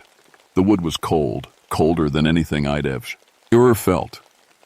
It was like being touched by winter itself. Images flooded my mind. I saw the valley as it had been hundreds of years ago, full of people who honored the forest. I saw the stone circle during ceremonies, fires burning, voices singing. I saw what this place meant, how sacred it was, how important. And I saw what we'd done to it. The logging, the hunting camps, the careless feet trampling ground that should have been protected. I felt the forest's anger like it was my own. When the figure pulled its arm back, I collapsed to my knees, gasping. The message was clear. Leave this place alone. Protect it, or everyone dies. I drove straight to the county library when it opened at 9. My hands were still shaking, but I needed information. Real information, not just old journals and legends. Mrs. Chen, the librarian, found me in the local history section 2 hours later, surrounded by books and papers. Robert, you look terrible. I need to find someone who knows about Native American sacred sites, the Massanutten tribe specifically. She thought for a moment. There's a professor at the university, Dr. Sarah Whitehorse. She's Monacan and she studies indigenous history. Want me to call her? Dr. Whitehorse met me at a diner in town that afternoon. She was in her 50s, with silver hair and sharp eyes that seemed to see right through me. I told her everything. The stick figures, the deaths, the stone circle. I expected her to call me crazy. Instead, she nodded slowly. The stick Indians. My grandmother told me about them when I was young. Most people think they're just stories, but she looked at me seriously. What if the stories are memories? What if our ancestors knew something we've forgotten? How do I stop them? I asked. People are dying. You don't stop them. You can't fight spirits of the forest, but you can make peace with them. She pulled a small leaf, her pouch, from her bag. This is tobacco, sacred tobacco. If you offer it with the right intentions, with real respect, they might listen. That's it? Just tobacco? Not just tobacco. You have to mean it. You have to truly respect what that place is and promise to protect it. Can you do that? I thought about Carl, about Mike and Steve, about the way that stick figure had shown me what this place meant. Yes, I can do that. Then go at sunset, she said. That's when the worlds are closest. The sun was already low when I drove back up the mountain. I'd called the sheriff and told him to keep everyone away from the North Ridge. Told him I had a lead and needed to check it out alone. He wasn't happy, but he agreed to give me until morning. The stick figures were everywhere now. They covered the hillsides like a wooden army, all facing the sacred clearing, waiting. I parked my truck and walked the last quarter mile on foot. The forest was completely silent. No birds, no wind, nothing. Just the sound of my boots on frozen ground and my own ragged breathing. When I reached the clearing, the sun was touching the horizon, painting everything red and gold. I walked to the center of the stone circle and knelt down. My knees cracked and I realized how scared I was. But I'd made a promise to Dr. Whitehorse, and more importantly, to myself. I opened the leather pouch and took out a pinch of tobacco. I don't know if you can understand me, I said to the empty air. But I'm sorry. I'm sorry for not respecting this place. Sorry for treating it like it was nothing special. I see now what it means. What it is. I scattered the tobacco on the ground. I'll protect it. I swear it. No more hunting camps. No more careless feet walking where they shouldn't. This place will be sacred again, the way it's supposed to be. Nothing happened. The sun kept sinking. The stick figures stayed still. I felt like an idiot, kneeling in the dirt, talking to the air. Then the ground began to shake. The stick figures started moving, all of them at once. They flowed toward the clearing like a wooden river, surrounding me in seconds. I stood up, fighting the urge to run, as they closed in, tighter and tighter. The big one, the 15-foot guardian, stepped forward. It bent down again and once more touched my chest over my heart. This time, the touch was warm. Images filled my mind, but different ones. I saw the clearing protected, roped off, marked as sacred ground. I saw signs explaining what it was, teaching people to respect it. I saw myself, years older, still guarding it, still keeping the promise. The figure pulled back and straightened up. Then slowly, deliberately, it fell apart. The sticks that made up its body separated and dropped to the ground in a neat pile. All around the clearing, the other figures did the same. Hundreds of them, falling apart like puppets with cut strings. In seconds, the wooden army was gone, leaving nothing but piles of ordinary sticks scattered through the forest. I stood there alone in the gathering darkness, my heart pounding, my legs barely holding me up. It was over. They'd accepted my promise. It took 6 months to make it official. The stone circle and the surrounding valley were designated as a protected sacred site under federal law. I worked with Dr. Whitehorse and her tribe to get it done right, proper protocols, proper respect. We put up signs explaining what the place was and why people needed to stay out. Not scary warning signs, but educational ones, teaching instead of threatening. 3 hunters died on my mountain that November. A 4th, the camper we never found, is still listed as missing. The official report said it was the work of a disturbed individual who was never caught. The case is still open, though nobody's really looking anymore. Tom Bradley still hunts these mountains, but never on the North Ridge. He knows. He doesn't talk about it, but he knows. I'm 50 now, still working as a ranger, still managing these forests. I check on the sacred clearing every week, making sure it's undisturbed. Sometimes, especially at sunset, I'll find a single stick figure standing near the stone circle. Just one, keeping watch. When I see it, I leave a pinch of tobacco and say a quiet thank you. It never moves while I'm watching, but it's always gone the next time I come back. Last month, a developer from Richmond contacted the Forest Service about building a resort on the North Ridge.